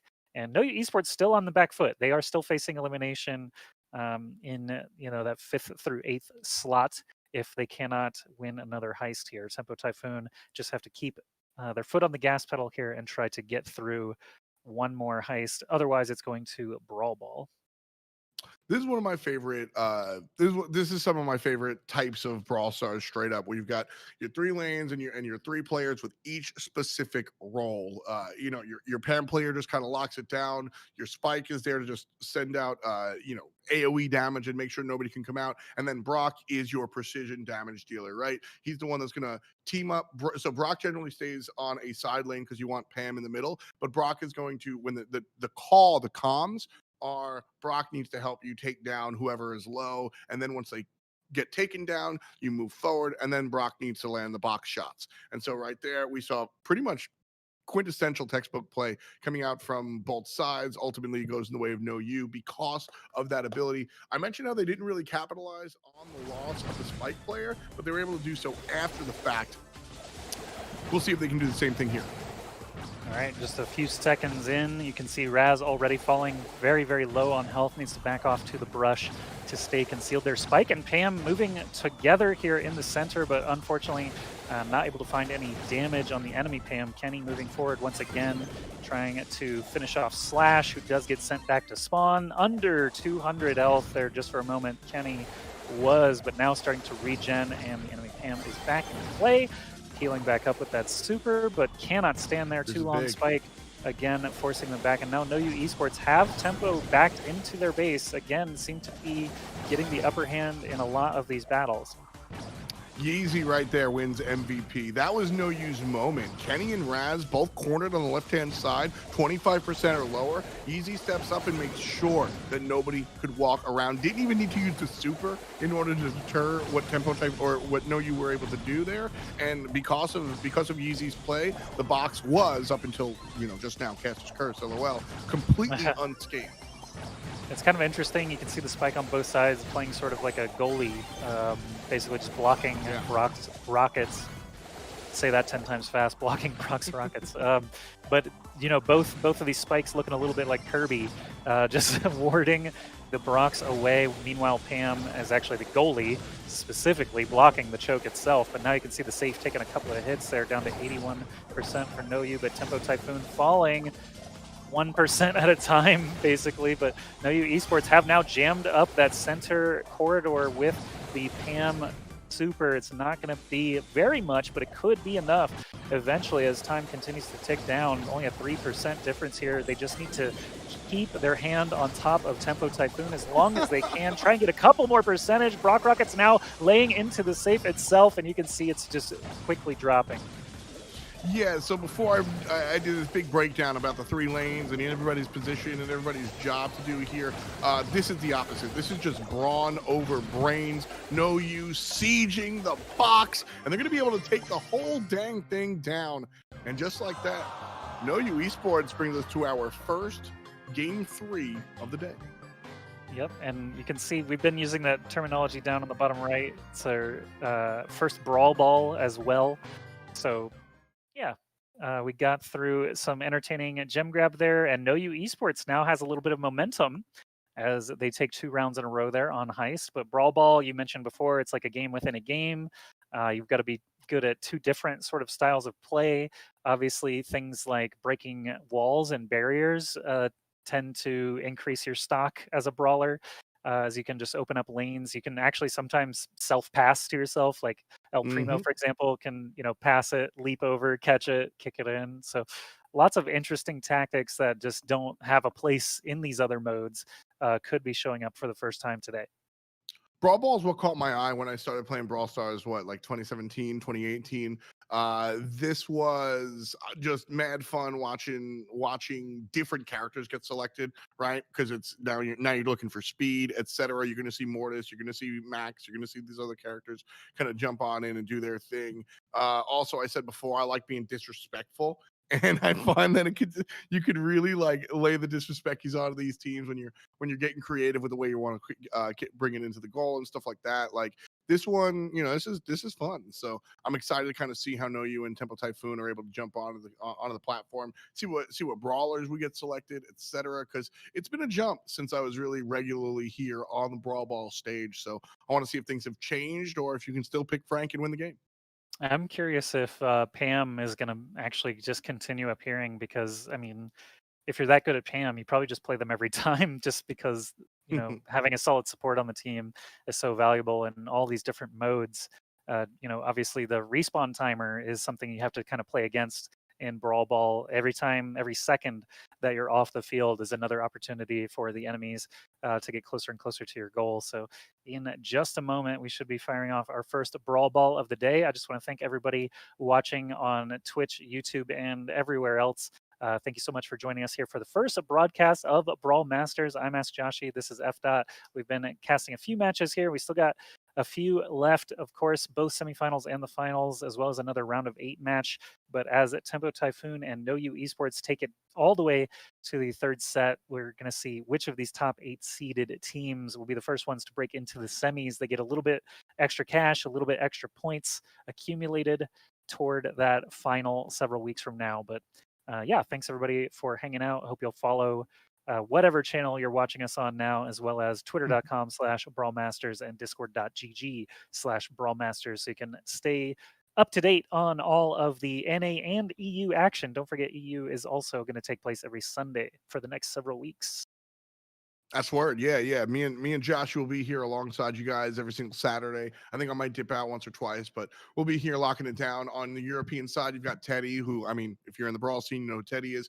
He's rocking it. That should be a lot of fun over there in Europe as well. So good games all abound, or at least once we get into the later stages of the bracket. And here we are, the later stages of said bracket. We've got our third set, our first game. And an interesting composition here. Mr. P. All right, Tara. Okay, interesting. I'm ready to go. Yeah, Mr. P making his first appearance. You can see those briefcases just bouncing around, trying to catch a piece of a Raz there.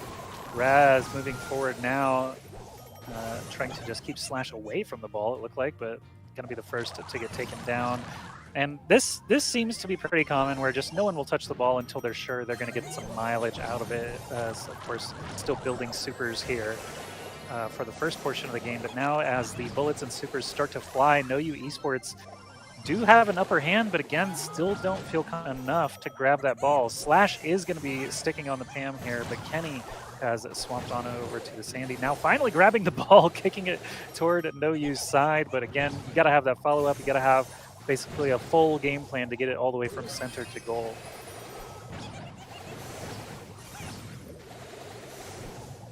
Still biding their time here.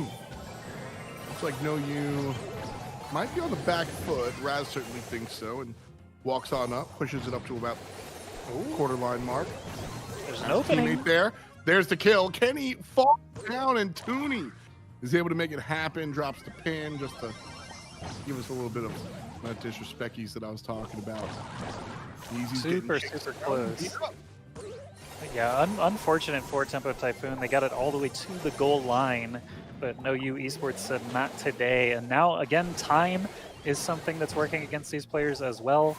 Could end up being a one-goal game as it starts to tick down. Tempo have been the most aggressive, but you can see still pretty high health totals across for No You Esports, especially Slash on that pan, actually falling very low now, but Tooney getting taken down gives Tempo the opportunity they were looking for, and at least Raz still on very high health here. The ball is trapped in the corner, thankfully for No You Esports, but time ticking down now. They're able to just surround the goal, and Kenny does get that one, possibly only goal, as there's only 10 seconds left. I cannot imagine No You Esports being aggressive enough to get through this barricade, not to mention the actual players of Tempo Typhoon. They're just going to get the ball out of play, drag it over to the left side, and get their advantage back now. That 1-0 game is going to put them again in the driver's seat to try to get to that round of 4 semifinal match. An interesting choice there. You know, that doesn't look like your typical composition when it comes to Brawl Ball. Maybe I'm a little bit wrong though, but I don't know. I expected to see some of the other choices. Like I said, it's been a long time since we actually saw tanks there, but real talk, usually expect to see the Maxes, usually expect to see the Terras, and so not really seeing some of those choices. I mean, hell, they won. So yeah. It is what it is. But like, you know, it is kind of interesting to see Tempo Typhoon's approach to Brawl Ball and how different it is. Yeah, honestly, it's just piling straws until you could break the camel's back is kind of what it looked like there for the single goal that they did get. It was just minor advantages piling up until finally they were able to get 2 kills at one time over in the top right corner of the map. But once they were able to just get that goal in, it was, of course, just a simple matter of 12 seconds of keep away to get them that victory. So now, again, No You Esports, they were in this position previously where they were a single map away from elimination and having to come back next week to try again for some more points. Now they find themselves here again. Tempo Typhoon, if they can just win and into the top 4, No You Esports have to stop them here or they will be packing their bags. I gotta amend what I said. I did just check my notes. Max was the ban. In fact, I even talked about this. Wow, I'm a superstar here. I even talked about how Tempo Typhoon banned out Max just in case No You brought us to the 3rd game mode, and they did. And so their ban winds up being correct. And Tempo Typhoon finds a composition that they don't need to use him, but also not really running the Tara. Colette was the other ban here. So this time around, again, Sleepy, Spike, no Tara for Tempo. On the other side, we see the Tara, the Mr. P, and the return to what they were doing last time around. Raz is able to put down the Gene early, and right away we see Tempo Typhoon pretty rambunctious, getting in the middle. Yeah, good ball placement, but unfortunately they lost. I believe that was Easy there getting sent back to spawn. Now the ball is just sitting, you know, nicely in the center. Once again, you can see the Mr. P, Robo, you know, butlers or whatever they are attacking everybody, kind of one at a time there. But Yeezy just, again, that big area denial, but also sort of glass. You can see there as Mr. P finally does get in range, does take him down rather quickly. Kenny also falling, gives No You Esports their first best look at actually getting the ball into enemy territory after they get those couple of kills. The crates get taken down, but look at that. Kenny right at the last second doing the same thing that No You Esports did to them last time and blocking the ball at the goal line. Absolutely beautiful. Kenny's lineup, that was just comms. That was just comms. Teammate goes, all right, I'm busting bricks. Kenny goes, I'm here to intercept. So No You are able to kick the ball in right into the hands of Kenny, who's waiting for it. A beautiful shot. And now the ball is in no man's land. I mean, it's all the way on Typhoon's side, but they're going to try to secure kills before actually messing with the ball at all. Of course, time again going to be working against everybody here, but Tempo just shoving him back, perhaps trying to secure a kill before running for the ball. I mean, they got to score sometime. They don't have to score. They don't have to score sometime. Right now, the whole idea here, Tempo, Typhoon, are just trying to keep everybody away from the ball, keep the ball in the corner, and then once they're able to kind of, there it is. Once they're able to kind of solidify themselves beyond that halfway mark, Kenny's going to bring it up here, but Yeezy actually gets pushed down a little bit. Good pull by Tooney, and Yeezy pushed down the entire way. And he's got to walk away because No You one more time have control of the midfield. And that is going to confirm it. Using that ultimate to try to conceal everybody for a second, but now we're down to only 10 seconds left on the clock. Ball still just sitting harmlessly in the middle, though. Everyone just lobbing projectiles back and forth. You can see Mr. P being pretty aggressive there against Raz. Does actually manage to secure the kill, so No You Esports do have a minor power play opportunity here, especially now Kenny going down as well. They're just going to surge forward now, trying to get that ball even close to the net, but again, right on the goal line. This time it's Yeezy stepping forward with the catch, and as Kenny goes forward there, he's going to get obliterated. No You Esports definitely still with the upper hand on the health, but can they get that ball under control? Great play from Tooney, chasing down Yeezy, not really getting the kill, but instead making sure that he can't get the heals. That's better in this case this time around. Slash going to take down Raz, and No You are going to push themselves looking for the second game. Kenny goes down one more time again. Power to Tooney. That's the MVP in my mind. Lukey Bear on the right-hand side. Going to look for the ball. Stunned for the moment. Yeezy in net. Kick is saved. No problemo there. With 5 seconds left, I think that'd be that. Yeah, Kenny, unless he can shoot it from downtown, the match is going to end in a draw there. So I believe we do a regame. They are allowed to actually choose different characters. So it's going to be same map, same mode, of course, back on Brawl Ball, but they do have the opportunity to switch things up if they want to. Yeah, absolutely. And when it comes down to it, I mean, listen, you got all the way to an overtime, you got all the way to beyond the overtime. I don't think composition's the issue here, right? In fact, I don't think there's an issue. I said before, how much of a fan I am of the just run it back. Just run it back. This one, be confident in what you picked. All right, we wound up making it a draw, but it's not an L. And so just lock it in, push forward. Let's do it again.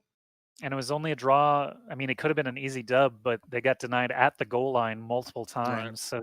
So slight element of unlucky, respawn timers coming back at the perfect time to deny you that victory. But No You Esports and Tempo Typhoon, obviously the closest match we've had so far today, sitting at 1-1. But Tempo Typhoon still, again, with that one game lead here in Brawl Ball, all they have to do is score one goal and they could find themselves here in the top 4 for our first open qualifier. Don't forget, folks, these are open qualifiers, so you could actually sign up and play yourself.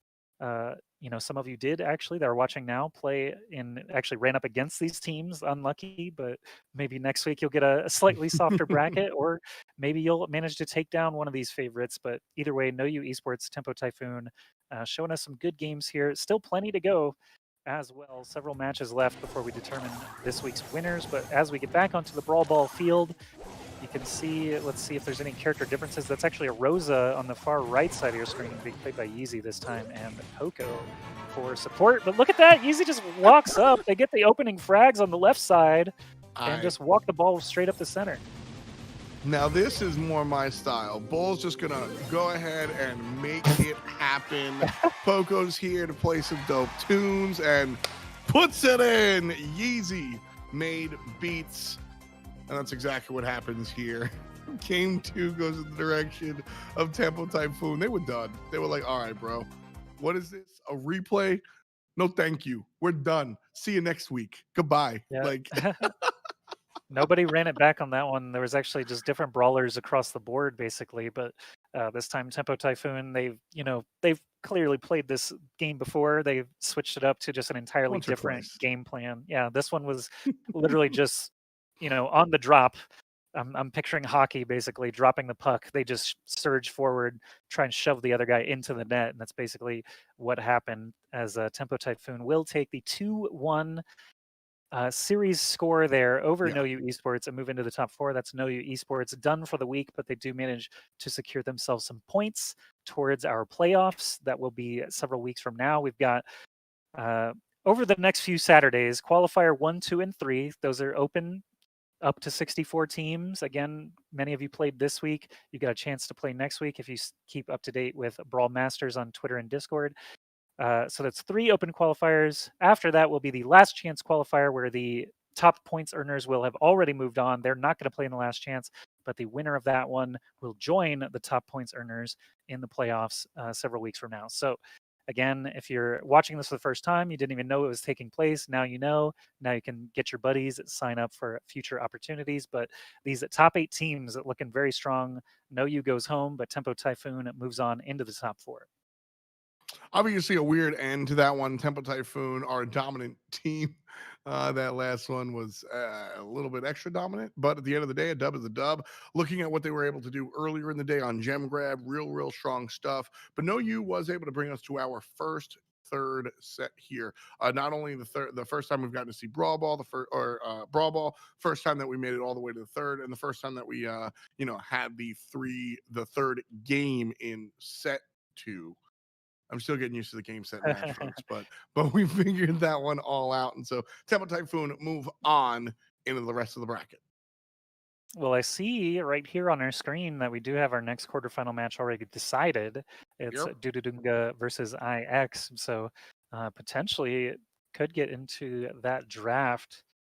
Yeah, we are going to actually head straight into the picks and bans and not even have to take a break. So Hey, and excellent. yeah. Keep these games moving, obviously with as little downtime as possible.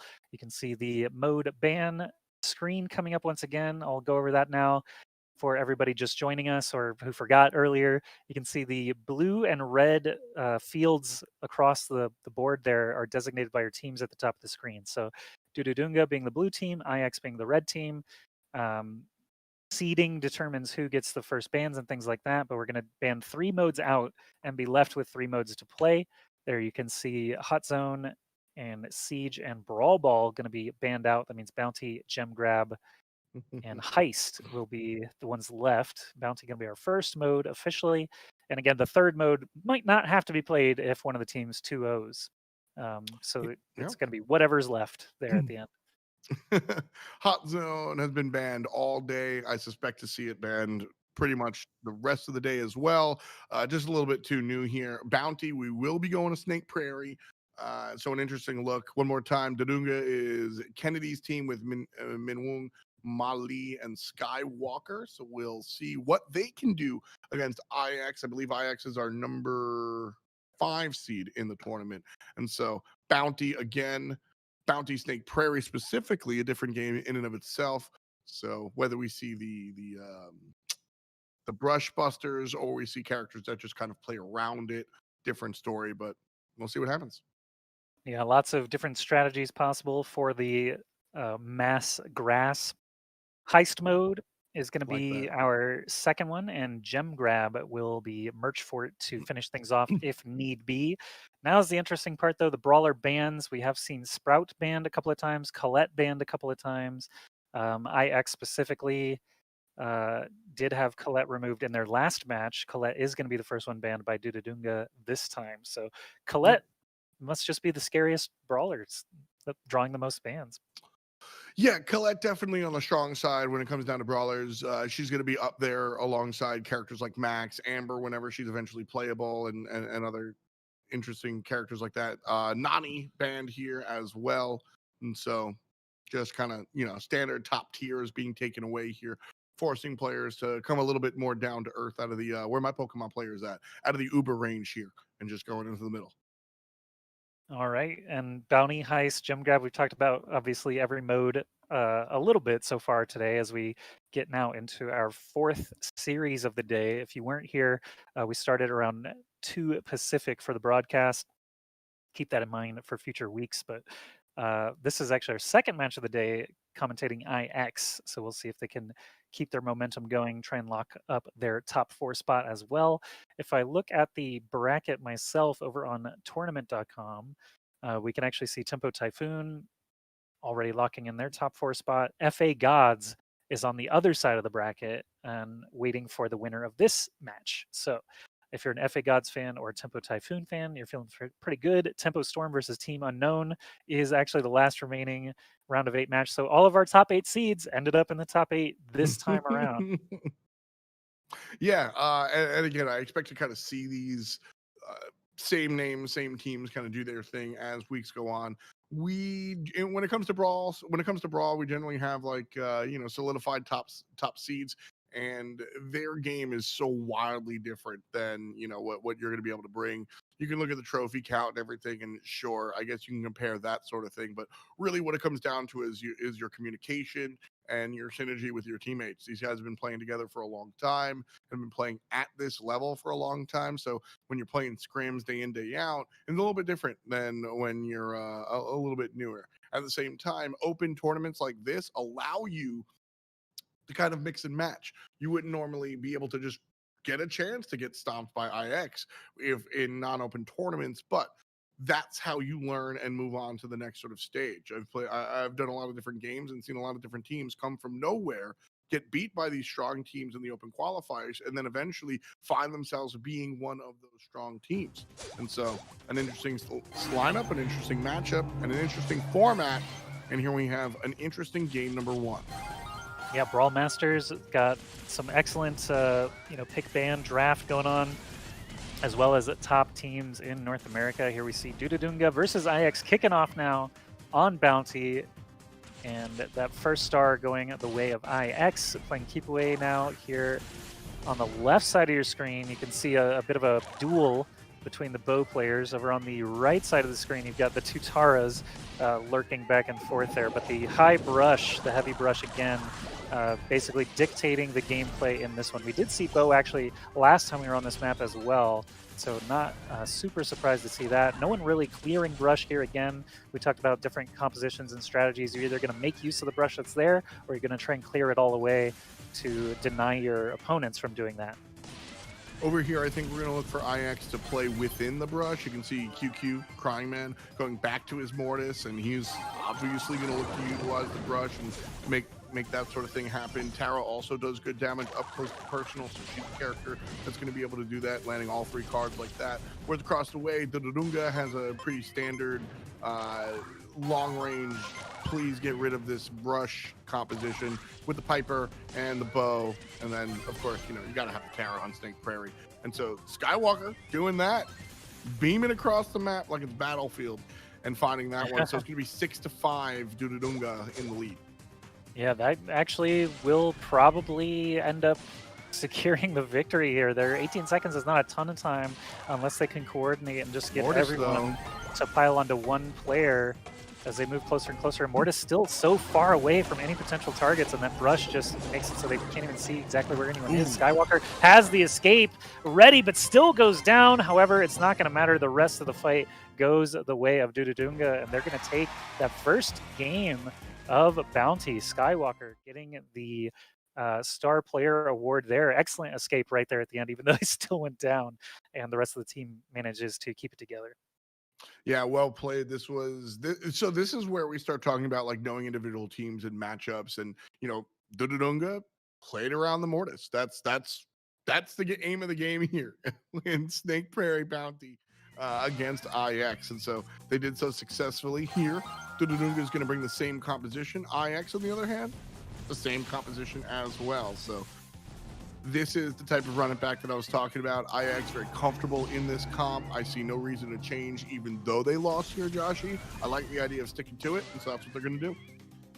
Yeah, I think running it back is just fine here. Obviously, the last bout came down to the very last few seconds in that sort of all-out brawl, but Mortis specifically was the one we were watching, and he was struggling to reach his target when it came down to the very end. But ooh, excellent little combo there. Takes down second best. Skywalker, wrong place, wrong time. Mortis able to clean that one up as well and scoot on out of there. So IX takes a slight advantage here. Dudadunga, though, still plenty of time on the clock to figure out how they're going to coordinate and who they're going to try and take down. Obviously, every different brawler has a different, star amount. They could go for the Mortis to try and get a bigger, lead, but it's hard to figure out where anyone is before even actually winning a battle here. So you can see just kind of arrow spam for the time being. They can try and get a lock on their enemy positions. Yeah, they're trying to figure out where they want to go before Tara's going to pop that super and then have everybody just lay out the shots. For now, Skywalker's just clearing out some of the brush. 22 seconds left, and the 1-star lead here for IX. It's in their best interest to just kind of chill and hang out. And now that Dudadunga has to push up forward and make it happen. This is not where they excel. You see the 2 long-range shooters on the left-hand side trying to find the lanes. 3-2 still. Dudadunga is able to fight it back, and second best survives. And because of the survival, IX take the round.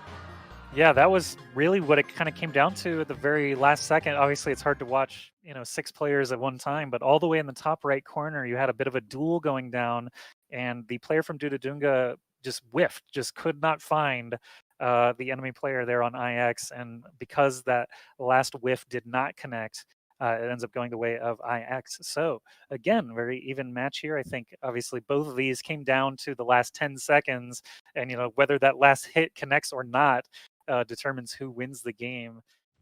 Is going to make this an exciting third game here of Bounty. Dudadunga taking the first one, IX answering right back. But again, these very, very thin margins of victory means it's anyone's game here in the third round.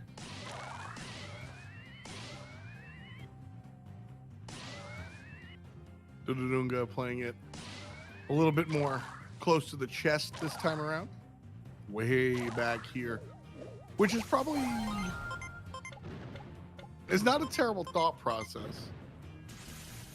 But here, looking at what Czar's doing with the bow, clearing out some of this brush, this is only going to help Dudadunga and kind of hurt IX because again, Mortis wants to travel in this grass. So clearing out that left-hand side, a good look. And this is what I expected them to do if they did so, is just push up and use his bow to push this left-hand side. They don't have 2 long ranges. Second best is going to sneak up on Kennedy here as the brawl goes out on the left-hand side. QQ is able to get on out after the kill. Second best, though, turns it around and puts down Kennedy. But the kill on a Crying Man is good. It's almost tied up 5-6. And the secondary kill separates them again. So IX maintaining control, but just barely.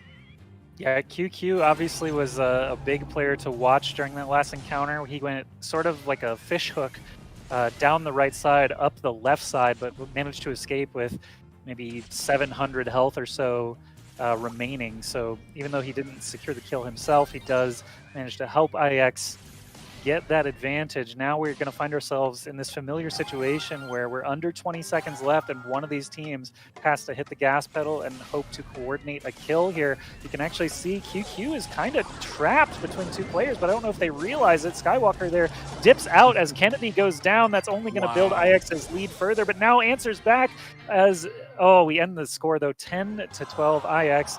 It did come down to those last few seconds as usual, but this time IX Czar going to be getting that star player honors and actually taking the first set. So IX up 1-0 now for that match score. That is a Snake Prairie victory. Straight up and down.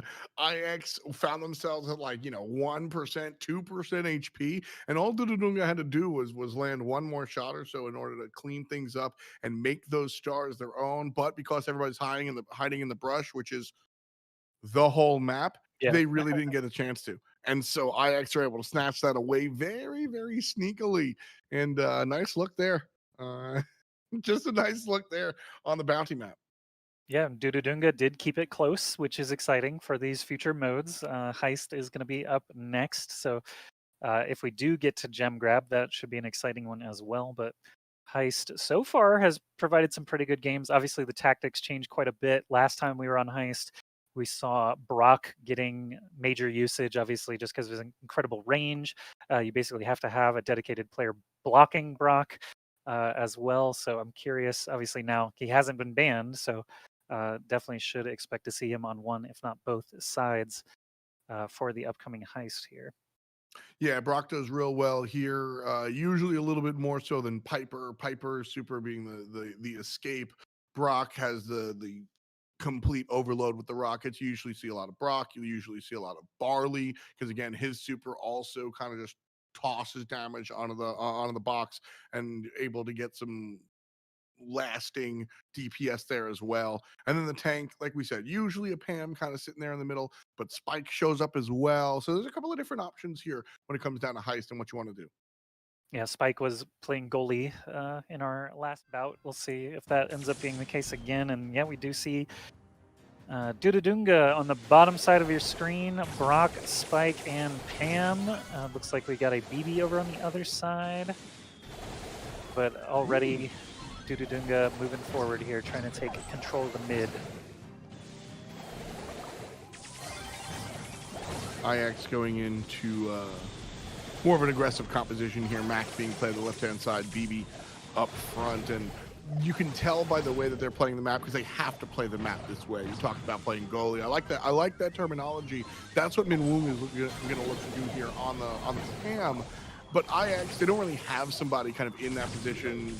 BB being the tankiest character here, and her job really, she wants to play aggressively. But if IX do wind up on the back foot, this is what happens: is that Dudadunga is able to kind of get around these players. They're not going to be able to find, IX isn't going to have as strong of a defense as their opposition, and so they have to play on the front half of the field.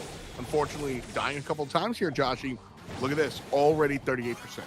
Yeah, and you can see Skywalker with that Brock super just pouring the damage onto the safe itself, actually trying to ward Max away as well on the right side of the screen. So Spike alone, still getting help from Skywalker at long range. Kennedy actually does go down there behind the safe. That was kind of some long range shots coming in. There's still a minute on the clock, so IX still could continue to press forward here, perhaps get some percentage. QQ gets locked down by Kennedy over on the left side of your screen though, and that is going to give Dudadunga the chance to push back toward mid. And since they're in such a high percentage lead right now, they don't actually have to play risky. They can just sit back. Max goes down there with some nice concentrated fire. Now you can see QQBB getting a lockdown as well on the right side.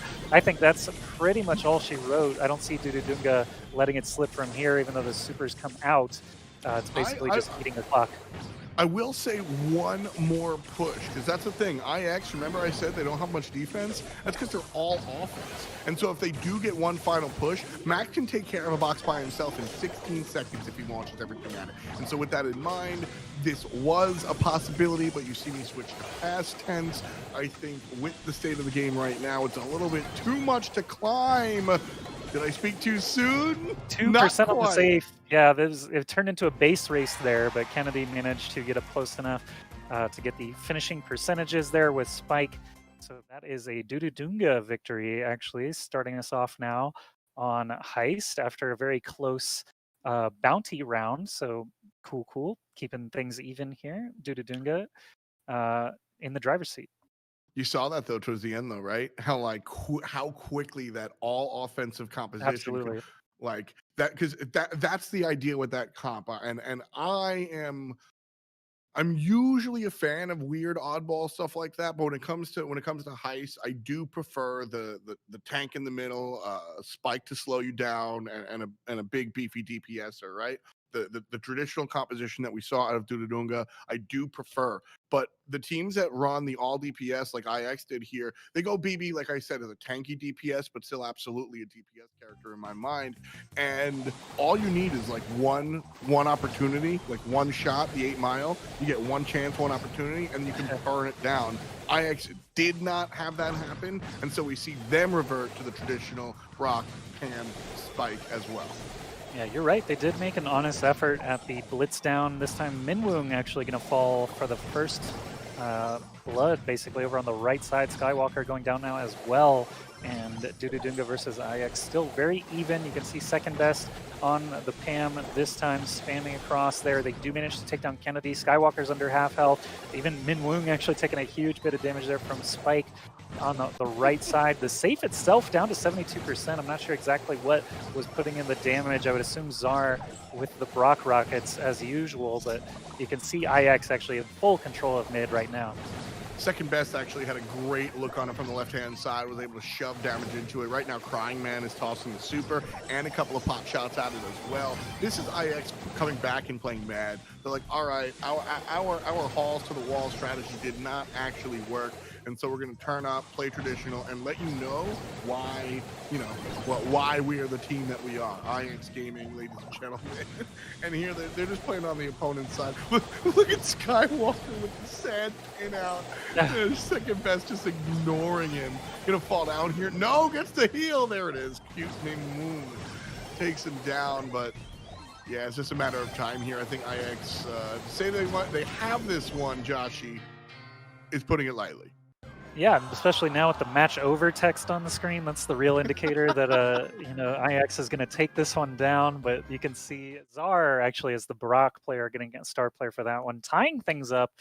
This is our most even match yet, most exciting so far. And IX again switching it up a little bit. You did mention last time they had kind of a all gas no brakes composition last time. Very nearly did burn down the safe. This time though, they just started with that opening salvo, and you're right, it was the Pam actually getting that interesting opening damage. And basically Pam's just too much work to try to burn down by herself, so you leave her alone for a second, she'll come in there and break down your safe. So Heist so far very even. I wonder if we're going to see some composition switches this time either. Dudadunga looked okay still there, but that early game, they lost a little bit too much momentum. I think Doodoo stays the way they do. I'm curious about IX. Do you think they go back to the all aggro, or do you think they bring back our balanced composition? I like what they just showed us, so I think they would stick with the Brock and Pam rather than the QQ BB. He was playing, Mortis and BB, so he clearly likes that style of dash around, dash and bash. But you gotta play the range characters sometimes. Heist obviously lending itself towards ranged characters. For sure. I won't say it's a 0% chance. I think the guys on IX are kind of they're kind of showy, and knowing that they have a set to burn. Like if they lose this and we go to gem grab, they're still not knocked out. But if they win this, then they move on, right? I think there's a chance that we go all the way back, but no, they'll stick to the classic, the quintessential Brock Pam Spike. Brock Pam Spike. Yep, big old mirror match here. Skywalker going to be the first one to go down. I did see some comments in the chat saying Czar might be the best Brock player in the world. Obviously, anytime you use that, anytime you use that in the world statement, there's a lot of math to be done and some proving to be done here. So we'll see if Czar actually, nailing those rockets against Skywalker, sending him extremely low, does take him down once again. So Brock diff could end up being the match diff if they keep this pressure up. That's fair to say. That absolutely is fair to say. Second best is going to be able to grab the Pam kill here. Czar grabs a secondary, and now it's an open box. Wound walking up in the right lane, just pushing players out. And so the 67, that's, that amount of damage is not game ending. Right. Dudadunga pushing up here in the mid and kind of taking control. Ooh, Czar hits a long-range rocket there on the left side of the screen towards Kennedy. Minwin's going to try to answer back, does successfully do so, but the safe itself just chilling. IX actually still enough coverage from the remaining players. Skywalker's going to try and be sneaky, cheeky over here, but can't do it while Spike is actually over on his side of the map. Skywalker dies again. 47% left on that safe. Look at the bottom side. Crying Man is just hiding in this corner. And Spike barely on your screen. He's still there. Damage. He's still chilling. And wonderful play by Skywalker, but perhaps a little bit too little too late. Busts out the brush and the boxes that was being used on the right-hand side for Spike to be able to hang out there. And so Crying kind of did the damage. And 30 seconds left. Dudadunga has to make a play now if they want to see their match continue. Skywalker and Kennedy rushing forward on the left side, but 93% against 25 is, not an even base trade as IX just pushes forward on the right side. Moving down, QQ, Crying Man, the Spike. lying in wait, getting the free hits on the save. Took him from 67 to 25%, something like that. So QQ obviously doing more than his fair share there to send IX into the top 4. That is going to be it for Dudadunga this week. But of course, as a top 8 seed, I would expect them now with some points under their belt to come back in the future qualifiers as well. Absolutely. I mean, any team that's able to take games off of IX is a team that's going to find themselves regularly in the quarterfinals, if not the semifinals. Dudadunga, any of these 8 teams can find their way, whether it's through bracket magic or just raw gameplay, find themselves in the finals. That's what we get here when we have these open tournaments and we have the seating the way it is. Just these teams are strong. It's not quite an any given Sunday type experience. I think there are teams that are stronger and that we will expect to see week in, week out kind of find their way to the finals. But I think don't be too surprised if anyone in the top 8 makes the big run and finds themselves at the big show. And we do still have a few matches left today, so don't go anywhere yet. FA Gods versus IX will be your top semifinal. And we actually have a Tempo Team Kill situation in the bottom bracket. That is Tempo Storm versus Tempo Typhoon. So at least one of the tempos will be guaranteed to be into the finals there. And all of them are scooping those top 4 points for themselves.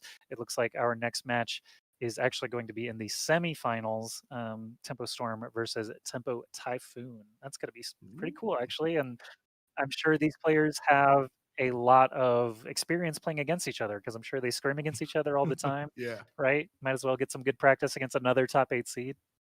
Exactly. That's kind of what I'm expecting. I'm expecting these teams to be intimately familiar with what they're able to bring here. Temple Typhoon is a strong team. For my money, I think Temple Storm, the A squad, might be a little bit more strong. Not just, I mean, yeah, the A team over the B team might be like dummy math, but yeah, You don't that's my say. prediction. Yeah. Right? The main starters usually perceived stronger than the I don't want to say bench team, but No, second no, no, not the bench second team. squad. See, Yeah. exactly. Tempo Typhoon, Tempo Storm, Tempo, what, Tropical Depression is their C Yep. team, right? That's true. Yep. Tempo, hazardous air, stay inside is 5 or 6 teams down, but West we Coast boys. are yeah, exactly. I am West Coast actually, but you know, it's an international competition here, but we are ready to go to a break for now. We do have 2 semifinals matches and the finals still ahead of us, down to 2 tempos and IX and FA gods remaining. So don't go anywhere. We'll be back in just a few minutes with those last few matches.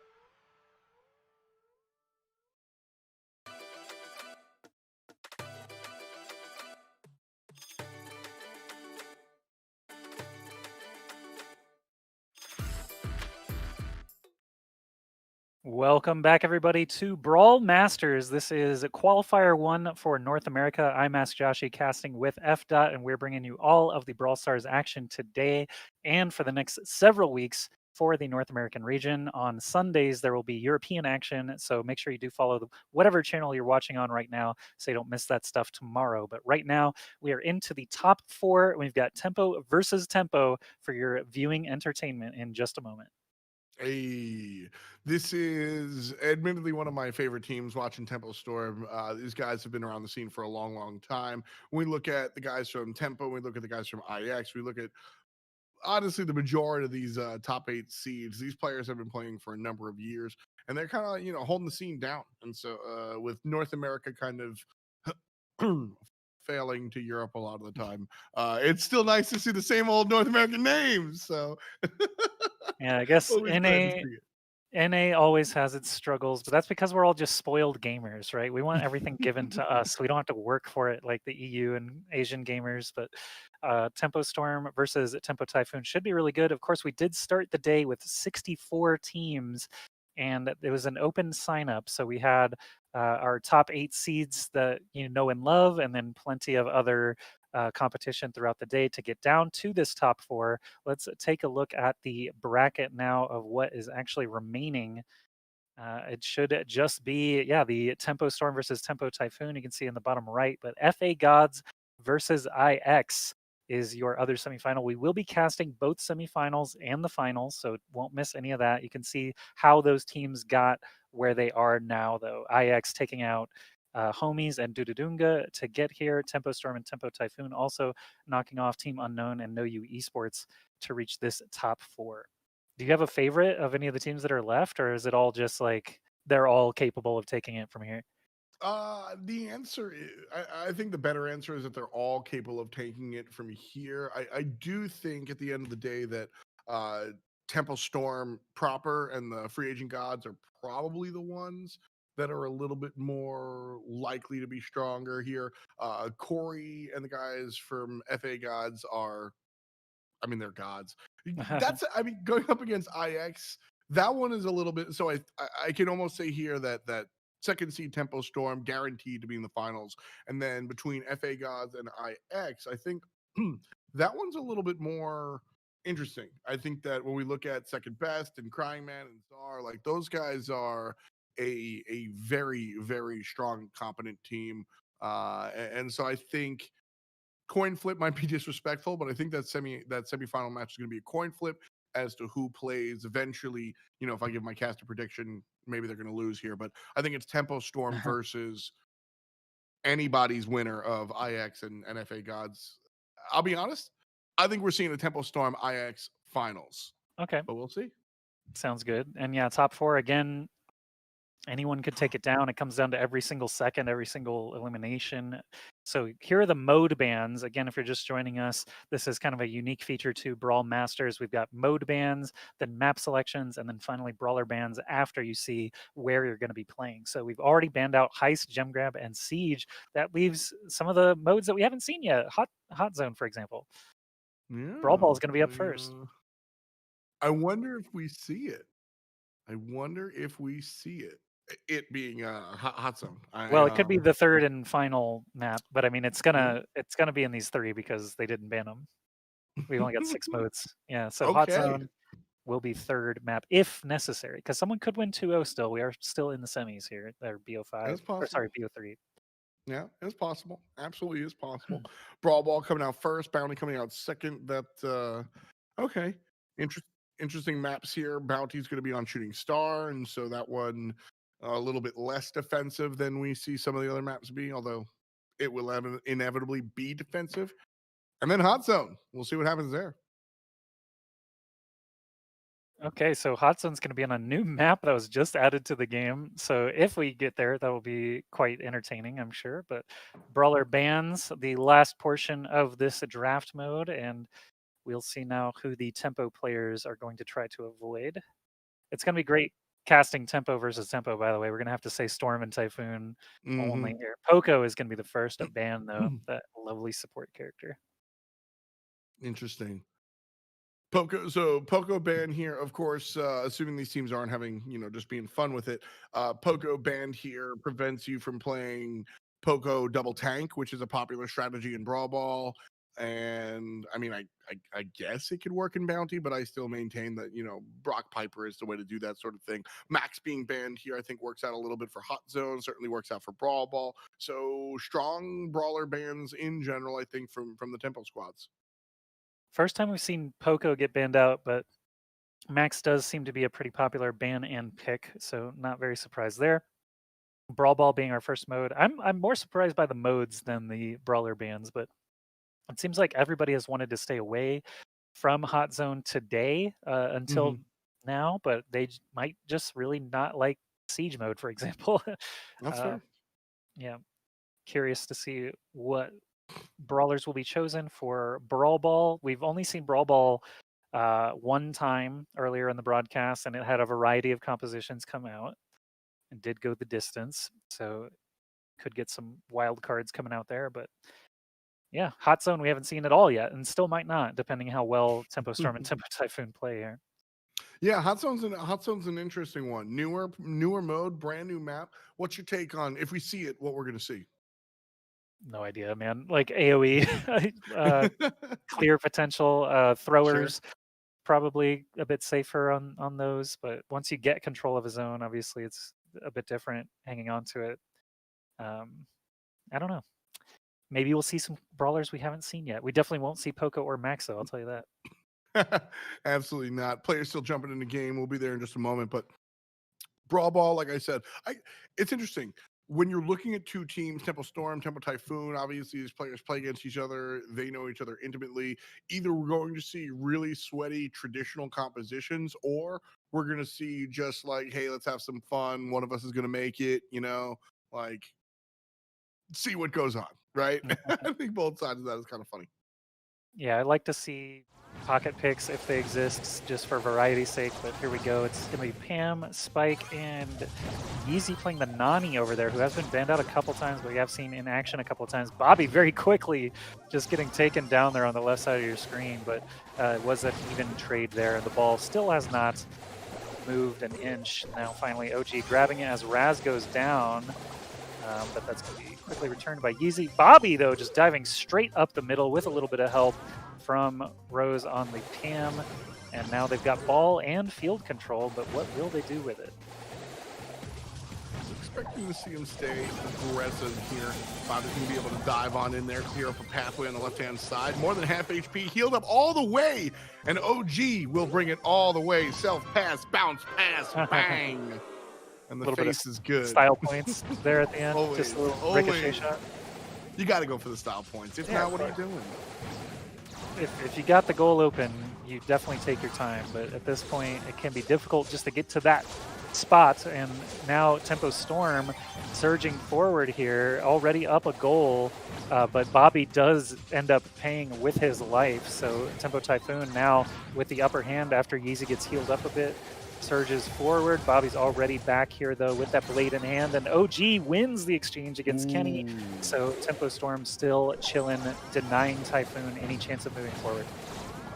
Raz being really aggressive, really confident, which is the call I want to make, and obviously he does, hashtag cast his curse, but gets 2 kills off the rip and is able to kind of control the ball enough to bring us up here. Now comes the super. Yeezy's able to make something happen, but ultimately I think Typhoon winds up on a bad side of that, despite the fact that all eyes were on them. And they kind of had the upper hand, but it all goes awry. Kenny stays alive, I suppose, and now it's Yeezy's time to bring the ball up. Bobby getting a little over-aggressive here, Joshy, and will fall down. I didn't like that play. Well, at this point, it's all up to Typhoon to try and squeeze something out in the last few seconds, but it looks like Tempo Storm are respawning quickly enough, basically, to prevent anything from happening. Tempo Storm now dragging the ball back into their own half of the court, just not going to allow Typhoon to get anywhere close there as time ticks down. So it looked very even until like the last 10 seconds, and then they just kind of obviously all ran all over the place, but you can see Rose actually getting star player honors there. And I like OG's little Jackie there. That's a pretty sweet skin. certainly having some fun here, bringing out some of the interesting characters. But at the end of the day, I think you can expect to see Bobby in the Mortis. If it ain't broke, don't fix it. Very aggressive, all in. Sometimes he gets punished, but at the end of the day, what does it say? Dub. And that's really all that matters. So I like the result of it. I'm sure he likes playing it, and so I think we can expect to kind of see that direction be pushed again here in game number 2.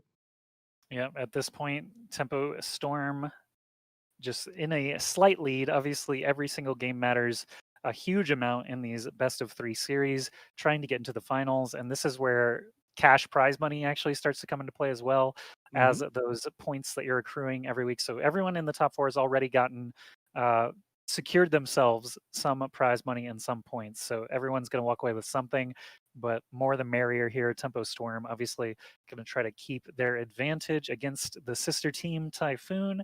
And, it's still anybody's match. You can switch characters between games if you like. You can actually make substitutions for players if you like, if your roster is big enough. So still could have some wild cards appear before this That's match fair. is over and through.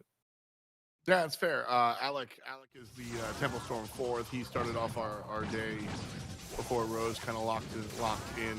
Alec, one of the long-time players. So now with their 3 starters on the field, Temple Storm playing like it. And very standard composition. That's my favorite Spice team. Give me the classic.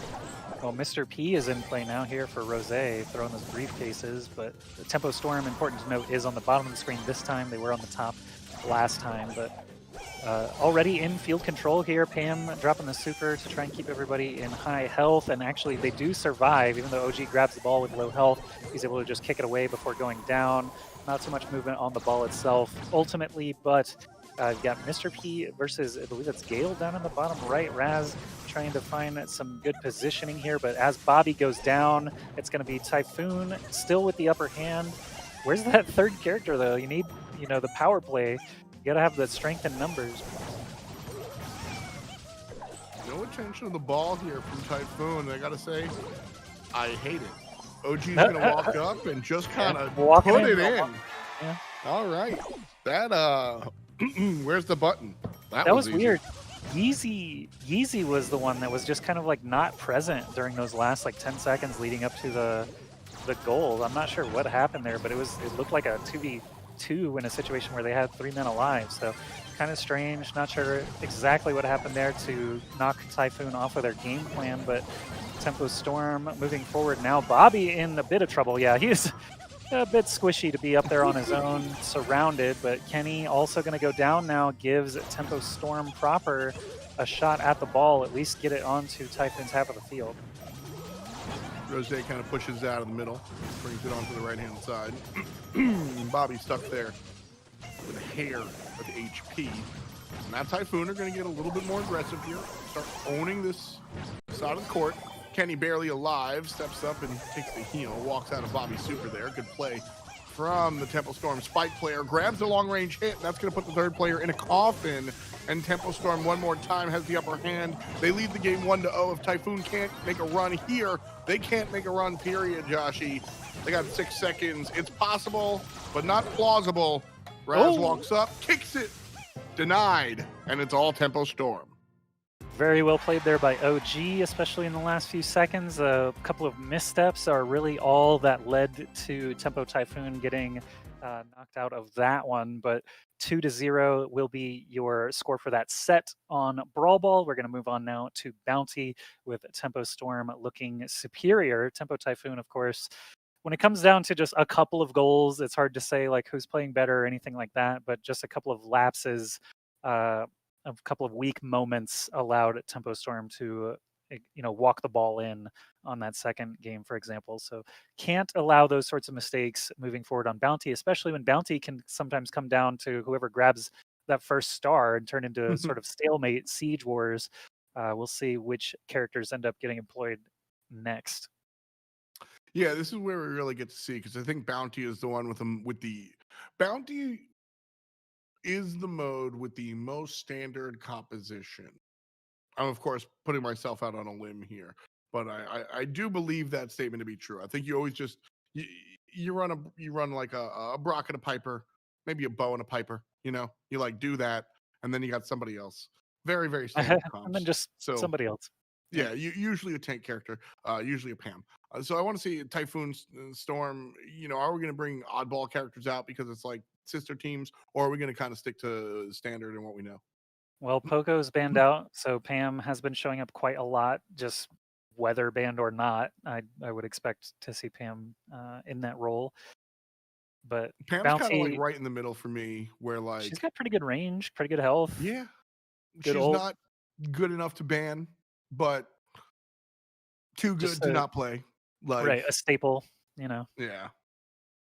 both teams can use her. It's not gonna make or break um, your game plan most of the time. But there's only a few characters that can heal at all, so Hmm. that's why obviously Pam is showing up quite a lot. But otherwise, you know, we've seen a lot of Tara today, Brock, a couple of Pipers, as you mentioned. Trying to think of just the most popular characters. Not too many off Yeah, of that beaten path.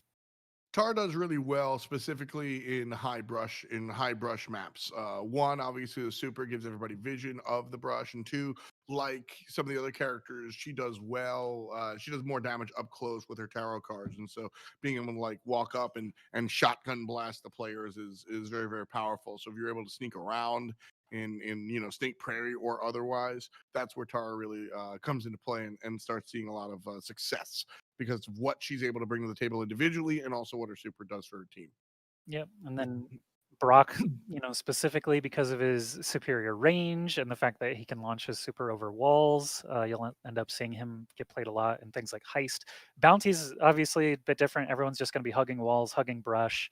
So you Mhm. may see some characters that come out that are destructive just to try to root people out of their hidey holes.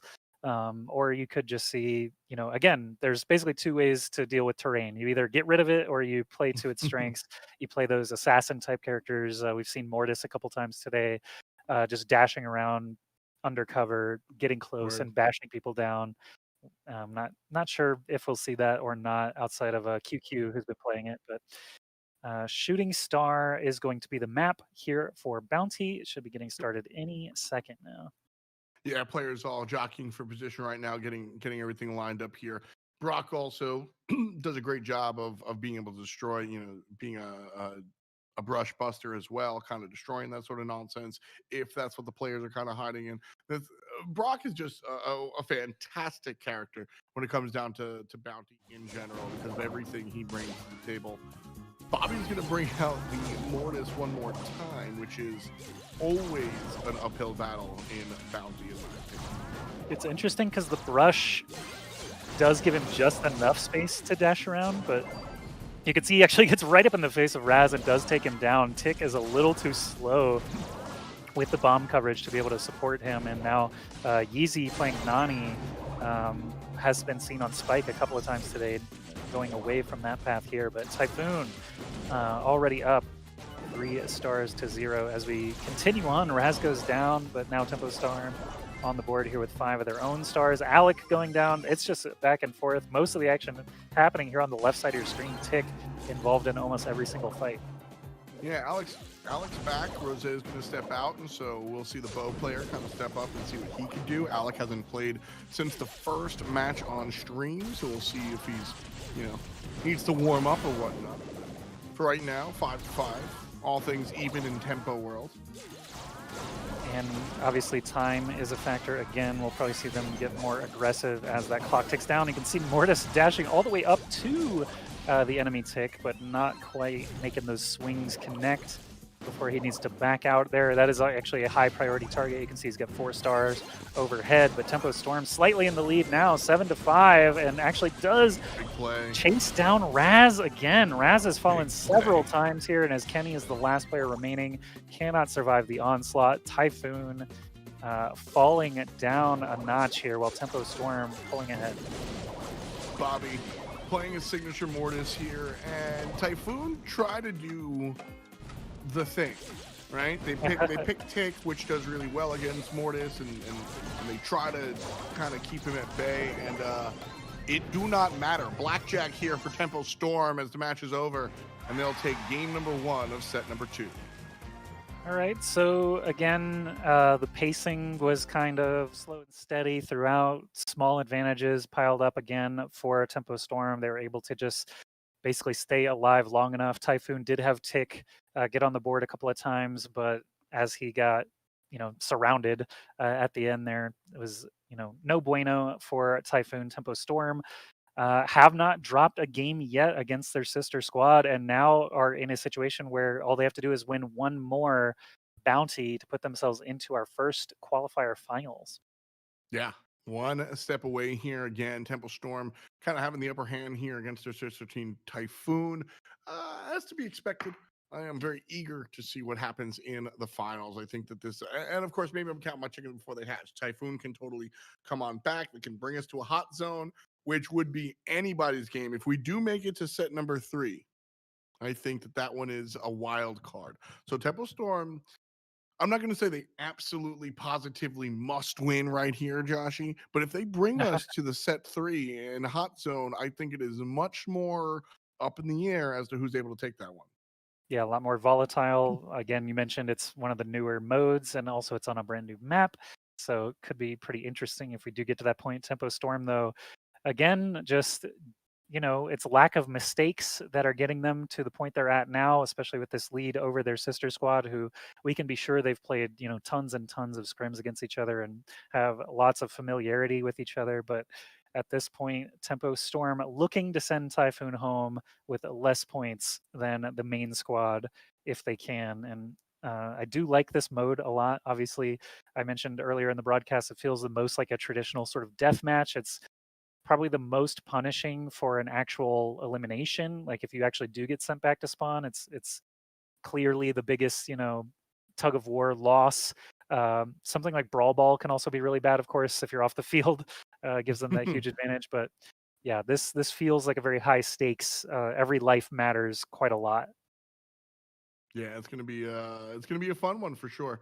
Watching how Temple Storm is able to kind of round this one out and see where they're gonna go from here. So uh I expect taking a long time to kind of get back into this one. I'm curious as to what big brain moves the guys are trying to do here.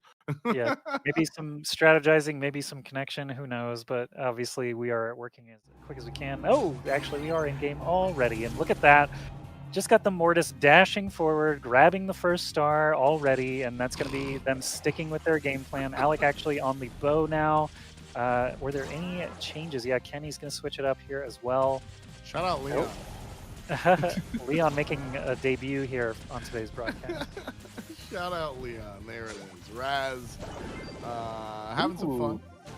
Alec is going to go down here. So will Kenny on the rebuttal. Battling Nanis. Yeah, this one should be interesting. Well, so far, that's my official take.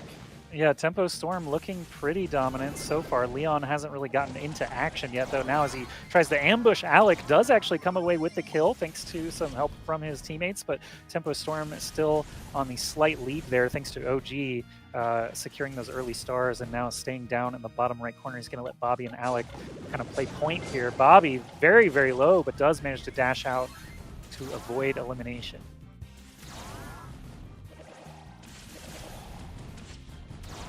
Typhoon playing an interesting game here. I'm not going to say they've...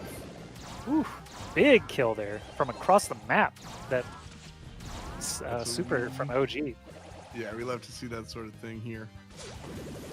And Bobby just tanking that damage, actually, because he knows he has the ability to get out in time. At this point, though, you can just see the Nani supers flying around, bashing down all that cover that Typhoon seemed to be gravitating towards. Now only 20 seconds left on the clock, and OG sitting comfortably there with his 6 stars. They know where he's at, but how are they ever going to get over there to try to take him down? Look at this, though. Oh, as they make their move, they do finally get cut down by Bobby on the respawn.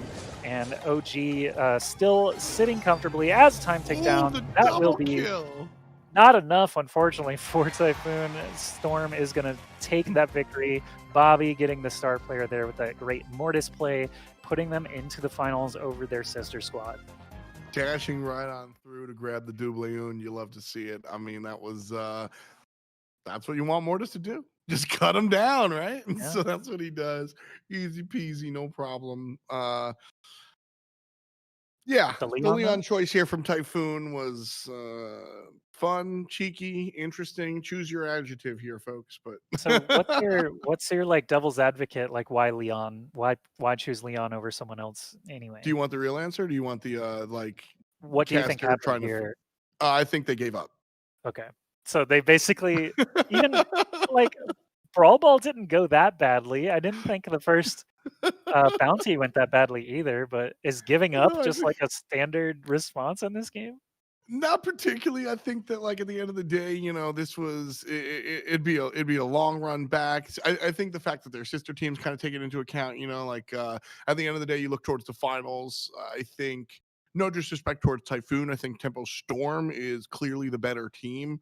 I think looking at how Tempo Storm, the organization has prioritized the players and the teams. I think that makes sense as well. I don't think Typhoon threw the game. I don't think Typhoon threw the set.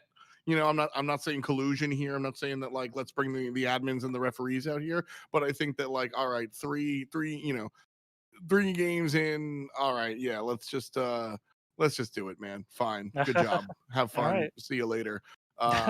If I saw that type of gameplay from the beginning, I think I might have called an admin or something. But like I said, I think it's just like, all right, dudes, it was fun. You guys have it.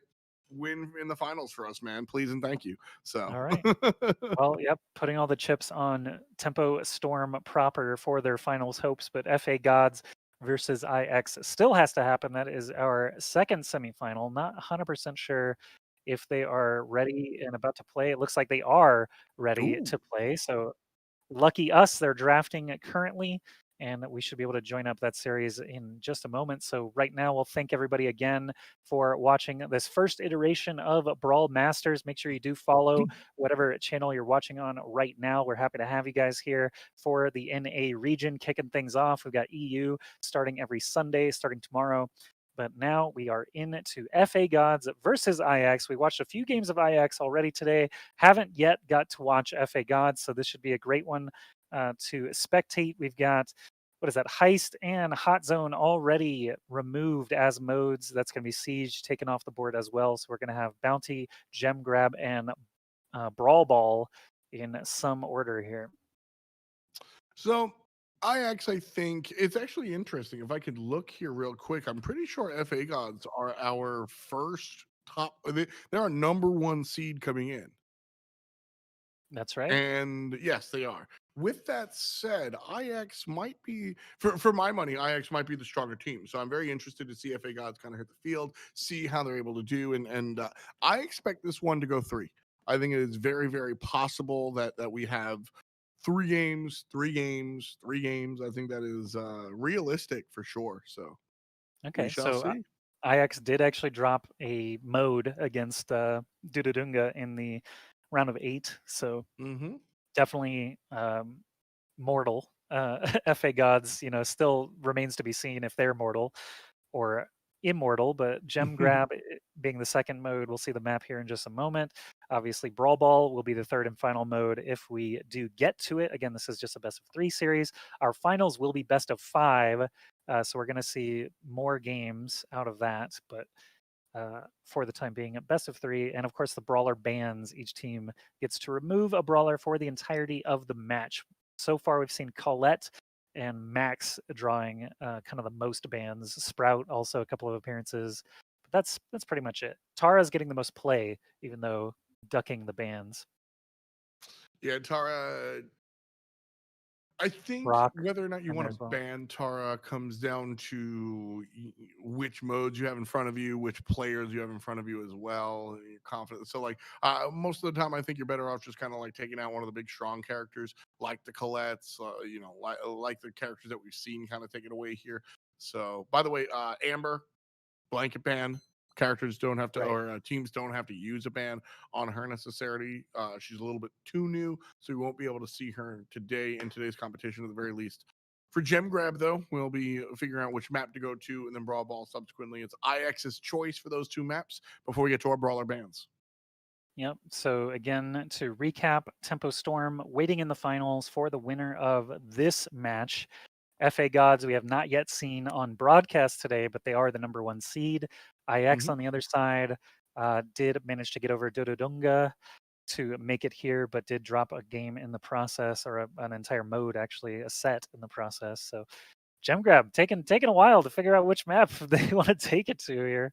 But IX being the red team, that means the ball is in their court here. And obviously, any moment we'll figure out their choice, and we'll figure out which of these teams is superior today. So again, Brawl Masters NA on Saturday, EU on Sunday. Thanks for watching us here on this kickoff weekend. Thanks for playing. For the players who signed up as well. Again, these are open bracket events for the first 3 weeks, up to 64 teams. You could be playing against FA Gods or IX next week if you sign up in time. You can check out discord.gg/brawlmasters, twitter.com/brawlmasters. If you got time while we're waiting for this draft to finish, you can also follow both of us on Twitter. I'm Ask Joshi. This is f.ny on Twitter, and we've been bringing you all the action. We'll be back again next week, and so on and so forth as well. So get used to us. We're not going anywhere. But It hopefully will we'll be be a lot going of to Gem fun. Grab eventually. Yeah. It will be a lot of fun coming into this one. It's always entertaining looking at open tournaments because I think early in the day, here we go, we get to go to the arcade. Early in the day, you get to see some kind of rough and tumble teams, some newer to the squads. And then later on in the day, you get to see kind of like quintessential Brawl Stars scene matchups. It's only in esports can you sign up and then lose to like the champions, right? And I think Right. that's really fun for open qualifiers. You're not going to get a chance to do that in like a volleyball tournament. Like that's just not going to happen. But if you find yourself playing, in the world of esports, you absolutely can. And so this is one of those worlds that we look at here. Brawl ball locked in as well. Yep, and we saw that map earlier as well, where the ball is just kind of surrounded by brush and boxes. So I do expect some more destructive characters to be selected once we get on down the line. But now the important matter of the brawler ban, that is going to be Sprout getting banned out for the 3rd time on broadcast today. And we'll see if Colette manages to sneak through this time. It's IX's ban. We'll see which direction they walk into. Yeah, we've seen Colette ban a number of times here. And Oh, it's gonna be the Mortis ban here versus the FA Gods. So that is, we talked a little bit about how specialists don't really matter in the early stages. I guess that's disrespect or whatever. Sorry, calling it a spade. Your early round teams are going to be able to be knocked out a little bit easier than your later round teams, and the players in the later round teams are going to, whether you want to say more trophies or just better players, right? And so looking at characters like Mortis, you really don't want to ban this god, or you really don't want to ban this character every single go. But when you know the players across the way, when you know how they're going to play, when you know how strong they are, that's where you really start to see these characters really hit the ban stage for sure. yeah. Earlier today, I mean, you would not have expected a Mortis ban, but he showed up multiple times for multiple teams, and IX definitely has been using him. I thought like FA Gods, IX are the ones to ban him, even though they were the ones using him. We haven't seen FA Gods play yet, so I know, I don't know how much of They their Mortis is used. Yeah, they absolutely have a Mortis in their pocket. Most of the high end teams have one, Mortis specialist. He's just so high risk, high reward, and you can really farm folks with him. And then of course he can just like die. So watching lower end players play him, it's kind of Gotcha. anticlimactic. Watching higher end players, we saw what Bobby was able to do. We saw what Crying Man was able to do. FA Gods have a Mortis player on their side as well, and so with that in mind, IX go, all right, you know what? We're good at him, but you guys are good at him too. Let's just kick him out and go in a different direction. And so Sprout Mortis ban here as we get into our last semifinal matchup before the finals. An interesting setup. Bounty again. I expect to see, especially with the Mortis ban, I expect to see a very traditional composition here. 2 long rangers and a tank. Yep, and Pam has been the most common up to this point. I'm curious if FA Gods have any other brawlers in mind. We have not actually seen them play yet today, so perhaps they could surprise us. But IX on the other side, making it here to the top 4 with some pretty traditional play, nothing too surprising or off the wall from them. And any moment, just waiting on the players now to fire things away for our second semifinal. Again, if you're just joining us or didn't catch the last match, Tempo Storm already sitting in the finals, waiting for the winner of this match. And the winner of that will get the biggest cash prize, the lion's share of the points for qualification for our playoffs in a few weeks. But now we are underway. Thank you for bearing with us, everybody. FA Gods versus IX getting started here. FA Gods on the bottom of your screen is the blue team. Looks like we got a Piper, Nani, and Piper already going down to the enemy Piper. That's second best over there. Long range stuff. Tick is going to be playing in the mid lane for both IX and FA Gods. Corey here with the Mind Guy, and across the way it's QQ, aka Crying Man.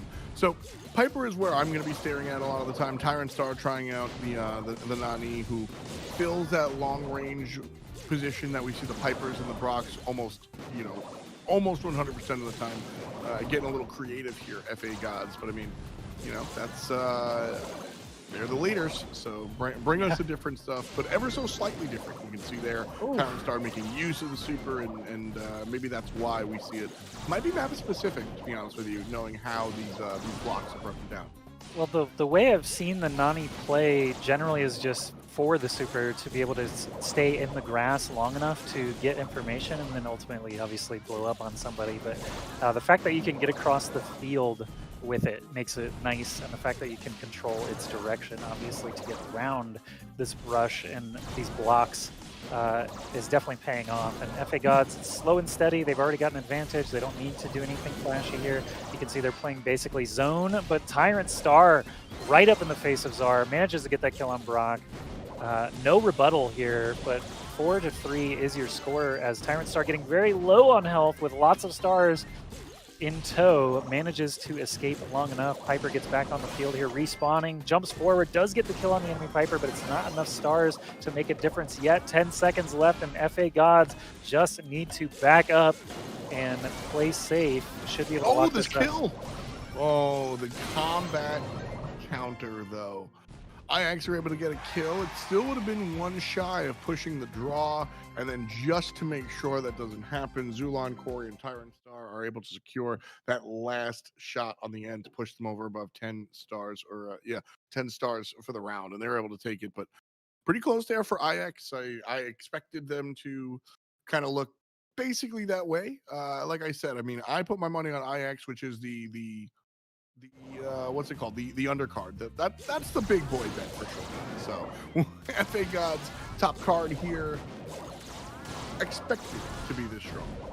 Well, we saw earlier Zar was mentioned as potentially being the best Brock in the world, and he just played Brock and got a loss under his belt there. So now he's switching it up and playing Nani to try to match. You can actually see a mirror all the way across, left, right, and center, as even David are rocking some of the same skins here. But as Tick moves forward, he's going to ward away that enemy Piper. The first kill goes down on the left side of the screen. That's Zar on perhaps the less familiar Nani being taken down. Tyrant Star there collecting a bit of bounty for himself. But 1 minute, 14 seconds remaining, and it's going to be on IX to try to drive the action here. And they are, already down a game here, so they really, really have to make something happen. It's just these blue spike mines in the center of the map preventing them from pushing forward all. Exactly. We saw a lot of Pam play in the center position, and Tick kind of takes over the center position on a higher level. Because what Tick does is he prevents you from really making that push that we see a lot of people do. Pam stands tall and just kind of like stands up. Sometimes the teammates come over and heal off her little zone. But if you take her down, you can just kind of push forward. When you look at these higher end teams, they're able to take her down. So you pepper the map with mines, and that really prevents sort of like an onslaught or an on push. And so right now, FA Gods have the upper hand and then some. 7 stars to 3, and with 24 left, IX trying to pull out the clutch coat.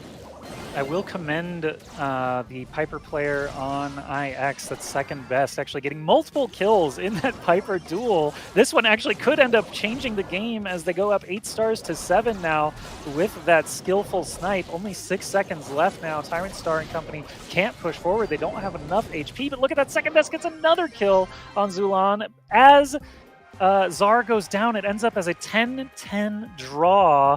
So even though second best was just laying in those Piper shots on Zulan, it's not enough. And FA Gods managed to force the draw in that last second by taking down Zara on the left side of the screen.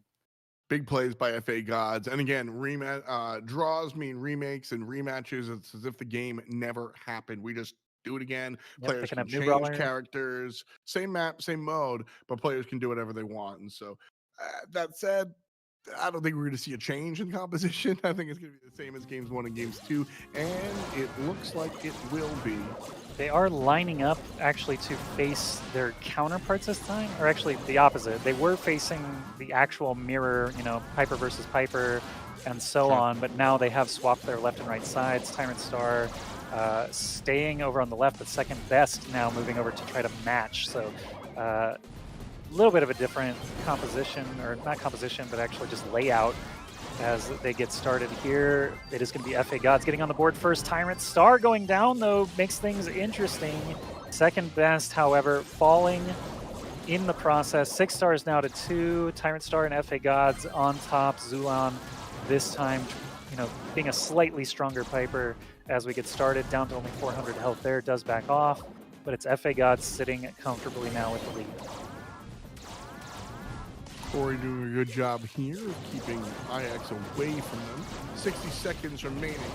IX have to get aggressive. Second best does so, and it turns on him. Bad play there from the Piper player, and I think that's all she wrote here. We've got a lot of time, so can't call it just yet here, Joshy, but 12-2. I think it's anything but an all-in here. Good play by Czar, but I do think he'll be punished. He is. Anything but an all-in here from IX, I think, that spells victory for FA Gods. It was a nice little swing, though, getting Zulan taken out after using their super, but then Zar lingered a little too long, was able to be surrounded and taken down. This is pretty clear cut. I don't think we're going to see a draw on this one, although, you know, last second, anything could happen. IX and company, QQ playing that mid. It just has not been much of a factor this game. It's been pretty much all Tyrant Star with Zulan getting some of that action. Corey now goes down in the last few seconds, but again, the Stars just favoring FA Gods. Zulan goes skyward as Piper to lock things up there. That is going to do it. FA Gods up now 1-0. IX on the back foot. Need to get things together here for Gem Grab, which we are second mode. Funny stuff here as FA are able to confirm the first victory. Like I said, I do have a lot of faith in this IX team. I think that they could bring us to a third map, but after that performance, particularly in the third game that we saw FA kind of take it, I'm you know, champs for a reason. I do think that they might be able to handle this in just 2 sets. Yeah, looking very strong. IX obviously did force that draw in a sort of last-second exchange, but cannot keep it together long enough going into that third game. Actually, that was maybe the biggest deficit of that set was in that third game. And next with Gem Grab, obviously, you can kind of hit the reset button. It's a different mode entirely, almost kill confirmed. You know, you're probably going to see some tankier characters rather than just those 3 ranged lineup, but who will actually end up showing up on the field will be a different question. Pam was employed quite a lot on this map previously, just basically blocking the choke on either side, but we'll see once we get in what FA Gods have in mind. Yeah, for sure. Gem Grab is a game mode that you can bring a lot of different characters to. You can play very aggressively, you can play very defensively and turtle up. Bounty kind of demands a very strict kind of setup here. I think it's a very different world when it comes down to Gem Grab, almost even more so than Brawl Ball.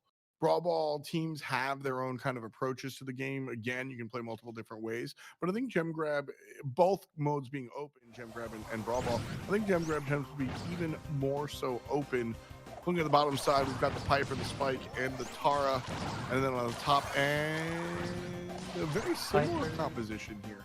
Yeah, is that again Tara, Piper, and Spike? So yeah, Crying Man's going to be bringing something different here, and so that's Colette. Yeah, Colette's for the first time. She's been banned all night, and so we'll see how. Oh wow, Colette, huge salvo onto Tyrant Star there. Actually does get the last shot as well, but the gems Currently still favoring FA Gods. That's going to be Piper playing up close to the mine itself as those gems spit out there. A little push forward here from Zulan. Does not find a kill, but on the other side, second best does actually secure his. So second best with 7 gems does make the escape there before losing all of them. Now FA Gods have quite a bit of work to do as IX can basically just play it safe. Second best, luckily does have that escape available if he can build his super up again. Czar on the far right of your screen just kind of dueling against the enemy Spike, but IX, as long as they can keep dipping in, they have a chance to actually get to 10 gems right now. Second best wants to make that risky play. Instead, it's going to be Colette dashing back and forth to start the timer. Yep, that's why she's been banned. We play gem grab every single time, and that's why she's been banned pretty often. Her ability to just come in, dash on in there and grab it. Of course, all the other things she gets, damage reduction, etc. But really, it's just about the grabbing of the gems. And IX grab them gems and get game 1 of set 2. We see why Colette is drawing those bans. Obviously, the one time she gets played, she makes a superstar play to grab those final 3 gems and get Piper basically out of harm's way, because if Piper had to grab all 10, obviously as a glass cannon, it could spell danger. But IX getting a point on the board, resisting that full sweep in the semifinals here, trying to battle back and force their own spot into the finals. FA Gods, though, as that number 1 seed, still looking very formidable as we get back on to gem grab here. See if any switcherinos have taken place. That looks like a Carl on the far left here for Tyrant Star this time. That's my guy. And that's going to be Czar and company sticking with their guns that they just won with. Absolutely. If it ain't broke, don't fix it. IX going to continue doing one of these. Carl. Zulan and Tyrant Star, though, combine to take down 1. And yeah, Carl's damage is different. Hard to land the double tap sometimes, but if you do, well, it hurts. Him down. Yeah, Spike already down, that's 1,500 damage essentially. He just took there from that opening shot. And FA Gods on a strong position right now, holding the center with both brush under their control. Piper close enough to the center to be able to grab those gems. Oh, look at that. Czar does manage to juke once, but not twice. Zulan goes down, so both Spikes removed from the field. Tyrant Star and company, though, still the higher health total after this battle, and now 10 gem countdown begins. I think the Carl selection here was fantastic.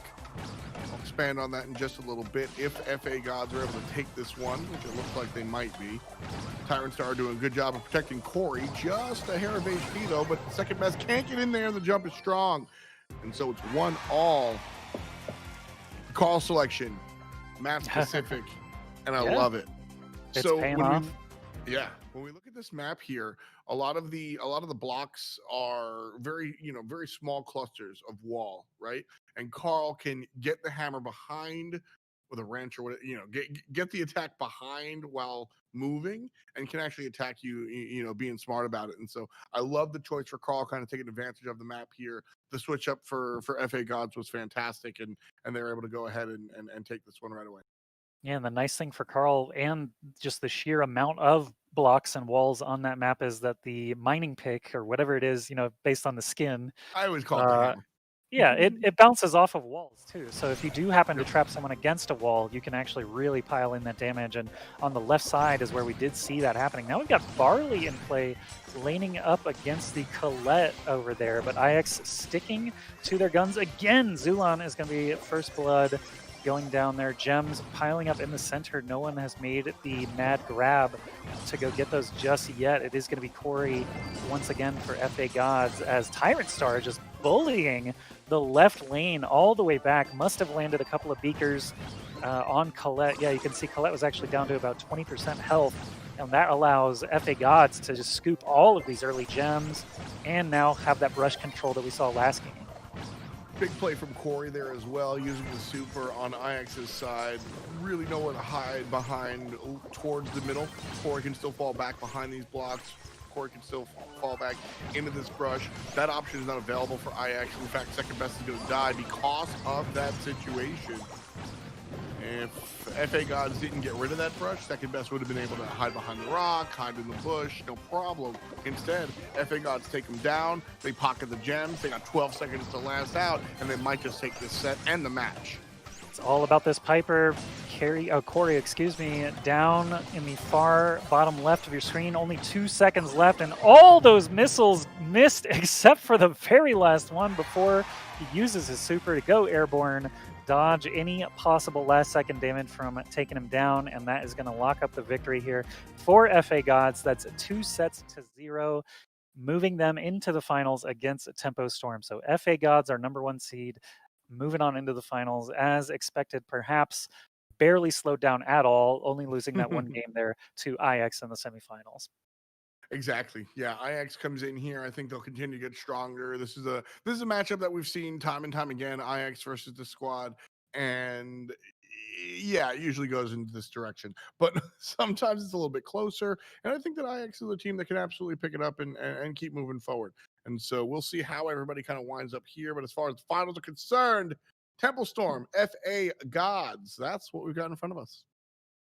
And again, this is where the prize money starts to pile up. Each of the open qualifiers has its own prize pool, and first place will get $250. So definitely now playing not just for points and bragging rights, but also some cash money to buy some future brawlers with.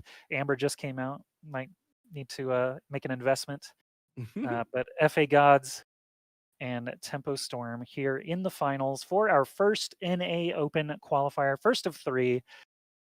2 of our top 8 seeded teams making it there. That is actually seed 1 and seed 2 making it all the way. We did start though with 64 teams, even though you only see the round of 16 on your screen now.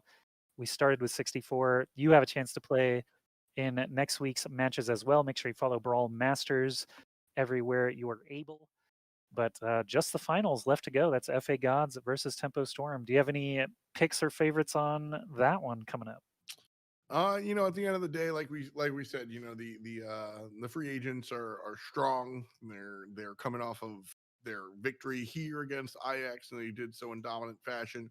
Temple Storm kind of playing against their sister team, maybe swinging with donuts on. So I think by default, you're looking at FA Gods to kind of be the #1 seed as they are expected. But this is a best of 5. I don't know if I expect this one to be over in 3. Yeah, obviously with the format extending a bit here in the end, that changes the way the draft and things are going to be going as well. All of that will be graphically displayed once we're actually ready for it. But we only have so many modes to choose from that we'll have to end up playing more of them if it goes to a full 5. But again, thanks everybody for joining us here on Brawl Masters Week 1. The draft is already started here for the finals, so I think we might just cut to a break shortly, get ourselves all set for this big best of 5 finals. Let that draft, just take place, and when we come back, we can hopefully get into the games faster as a result. So don't go anywhere. When we come back, FA Gods versus Tempo Storm, best of 5 finals for Week 1.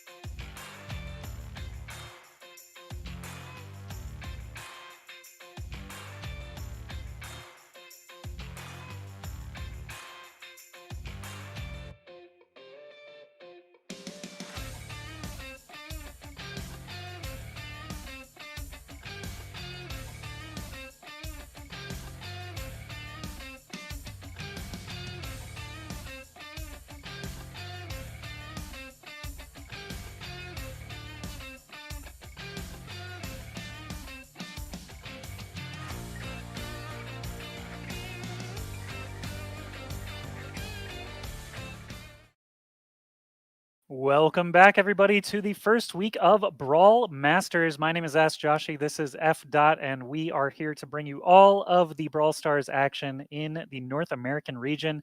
And we are into the finals.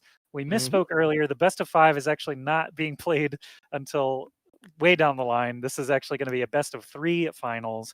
So it will follow the exact same format as what we've seen previously. We've got FA Gods as your blue team, banning out Heist and Hot Zone, while Tempo Storm, your red team, getting rid of Gem Grab. That puts Siege as our first map, Brawl Ball as the second one, and I believe that means Bounty should Bounty. be our final mode if necessary.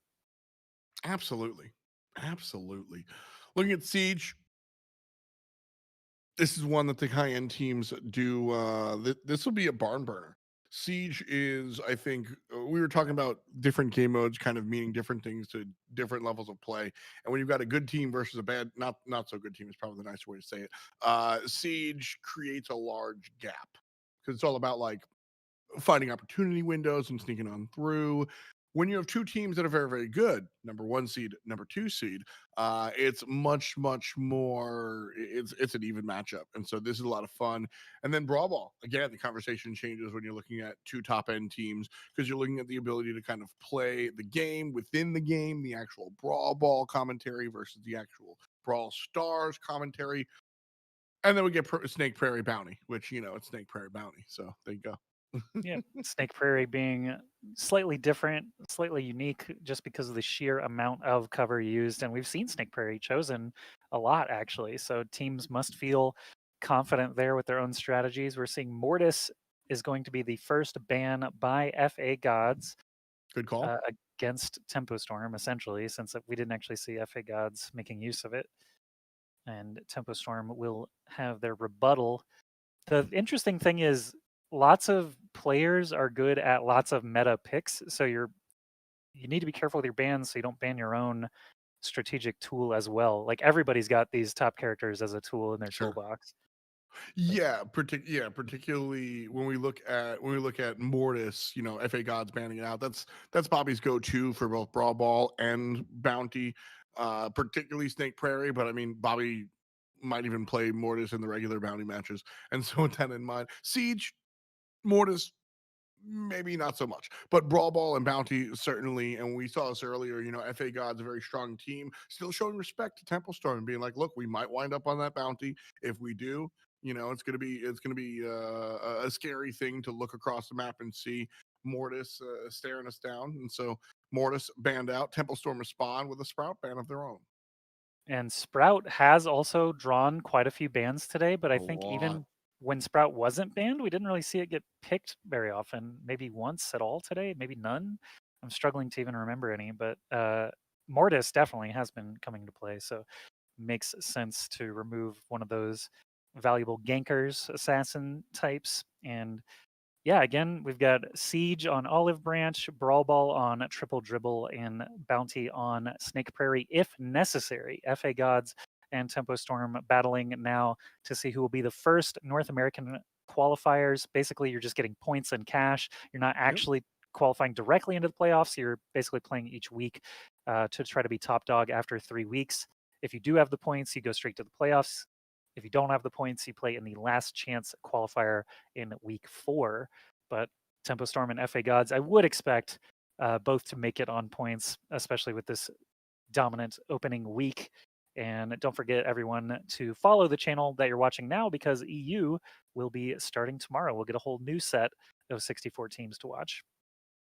Yeah, EU will be. You'll see a lot of the other teams kind of making their thing. On the mic will be Teddy, I believe.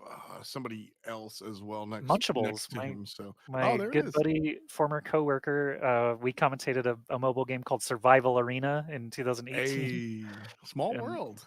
yeah, and also Tasty Bacon, who is assisting with the production of this show.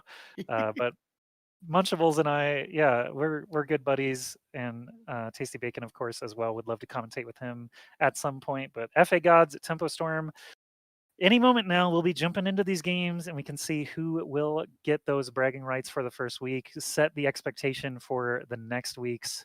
Maybe a rivalry burgeoning here between these top 2 seeds. Yeah, without a doubt. I mean, these guys have played against each other time and time again, like a zillion times. So I expect this one to be a barn burner as usual. Watching them do their thing is something that we've come used to watching Brawl Stars. So watching what Temple Storm is able to do here, Siege, I think that one might wind up in the hands of FA Gods, but Brawl Ball tends to be where Temple Storm really, really looks strong. But you know, FA Gods no slouch there, to be honest with you. So I don't know if we'll see all three modes, but I'm absolutely here for it, and I would love to do it. Love to see it go all the way. Yeah, now that we're actually in game, we can get a look at their choices for player selections. We got Pam, that is a Barley, and then over on the far right, these skins I actually still struggle with sometimes. So it's going to be Spike over there on the right-hand side. No, on the top side, sorry. I missed it. Oh, word. So that's cheap. Go ahead. So watching this one, we got level 2 Siege bot already here, and Storm on the defense. That's FA Gods on the bottom side, Temple Storm on the top side. First push here, Zulin trying to get into some sort of lane.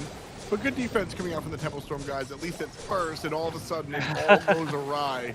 70% almost, 69% nice done for Temple Storm, or excuse me, FA Gods here, as I said, on the bottom side of your screen. Temple Storm have to respond. They, you know, they've got 3 hangover bolts in their pocket, and they're going to be able to control a couple of these as well. Pam being pushed out on the left side, still Pam able to versus confirm. Pam.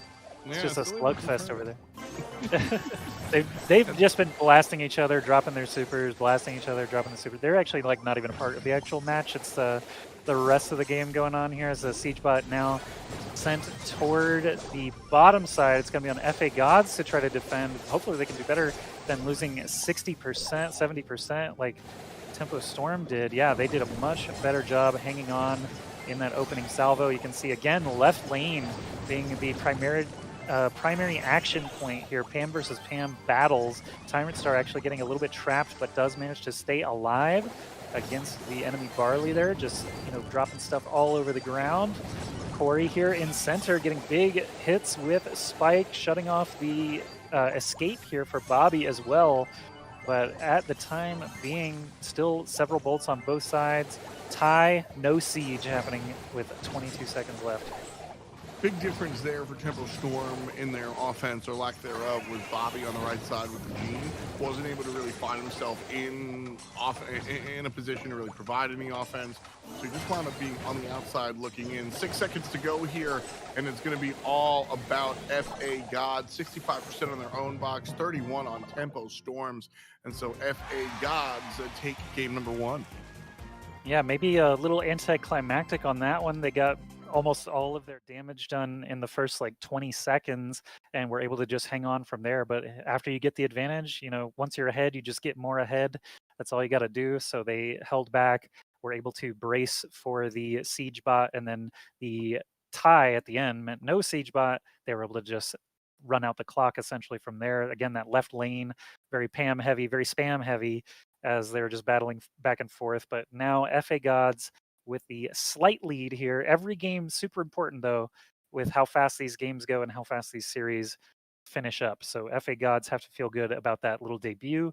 Tempo Storm on the back foot, but they have a chance now to reevaluate, maybe pick some different brawlers, maybe pick some different lane assignments, but we'll see now. This map a little bit different than the Siege map that we saw previously today. So looks like that center lane actually is very, very important, just because that's where the Siege bot himself actually runs up, but we'll see if any differences happen here. I want to see if Temple Storm walk away from the Gene, and they do. Bobby's going to go to the BB here, playing that up-close personal type style. Gene relatively unsuccessful in that first one. Like I said, that the lack of offense really hurt Tempo Storm in their only Siege bot push. Didn't really get to do the Gene thing, right? Pull the player, kill him down. Didn't really get a chance to do that too many times.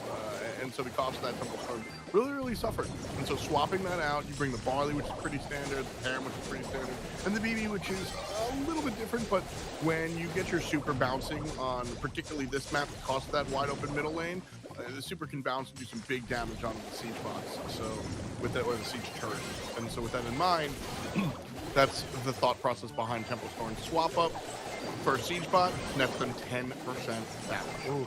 Bobby looked like he was struggling to even make contact. That ends up being a trade down in the bottom left corner. Just a very great defense for FA Gods, only losing 9% on their box before the bot went down. But now, of course, we're getting into the next phase, and it's going to be a level 7 siege bot this time, also launched from Tempo Storm. So FA Gods, you know, strong defenses are one thing, but if you never get an offense going, you can't win in siege. So they are defending just immaculately again.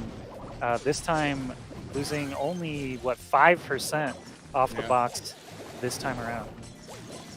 Bobby completely neutralized again. Corey kind of keeping him out of the offensive zone with those tick bombs. And now Bobby finally pushing up into the other half. Rose back in. Alec has swapped in and out throughout the day, but Rose going to be here on the left-hand side. Combines with Bobby to take down Zulan on the middle side. And then Tyrant Star turns it back around. This time, 7 nuts and bolts on the side of FA got, so they'll get their first siege bot of the contest. 20 seconds to go. Can they do 18% damage is the question. Well, they just killed Bobby, so that's one less defender that Tempo Storm have available. And yeah, that percentage just cascading as they make their last push in here. Bobby died at just a horrible time, unfortunately, and even can't get back on the respawn. It's going to be FA Gods taking this set 2 games to 0, and now putting themselves at tournament point, essentially. Just have to win one more tournament set on Brawl Ball here against Tempo Storm. I have a problem with that victory screen. So I do think that's the best barley skin, the like lumberjack Canadian barley skin. But he starts throwing, instead of, like, he's a bartender, right? So instead of beer, he starts throwing maple syrup. Yeah, and then when they win, the win animation, he chugs the maple syrup. I don't know about that, man. Have you ever seen Super Troopers? It's a common thing. You race, you see who can chug syrup bottle first. That sounds terrible. I never wanted to. Yeah, it's not that fun to participate in. It's really fun to watch, but syrup chugging contests regardless. We do have FA Gods now sitting at the 1-0 match score. All they have to do is take down Brawl Ball to become this week's champions. If Tempo Storm cannot stand up to the heat FA Gods have been delivering so far.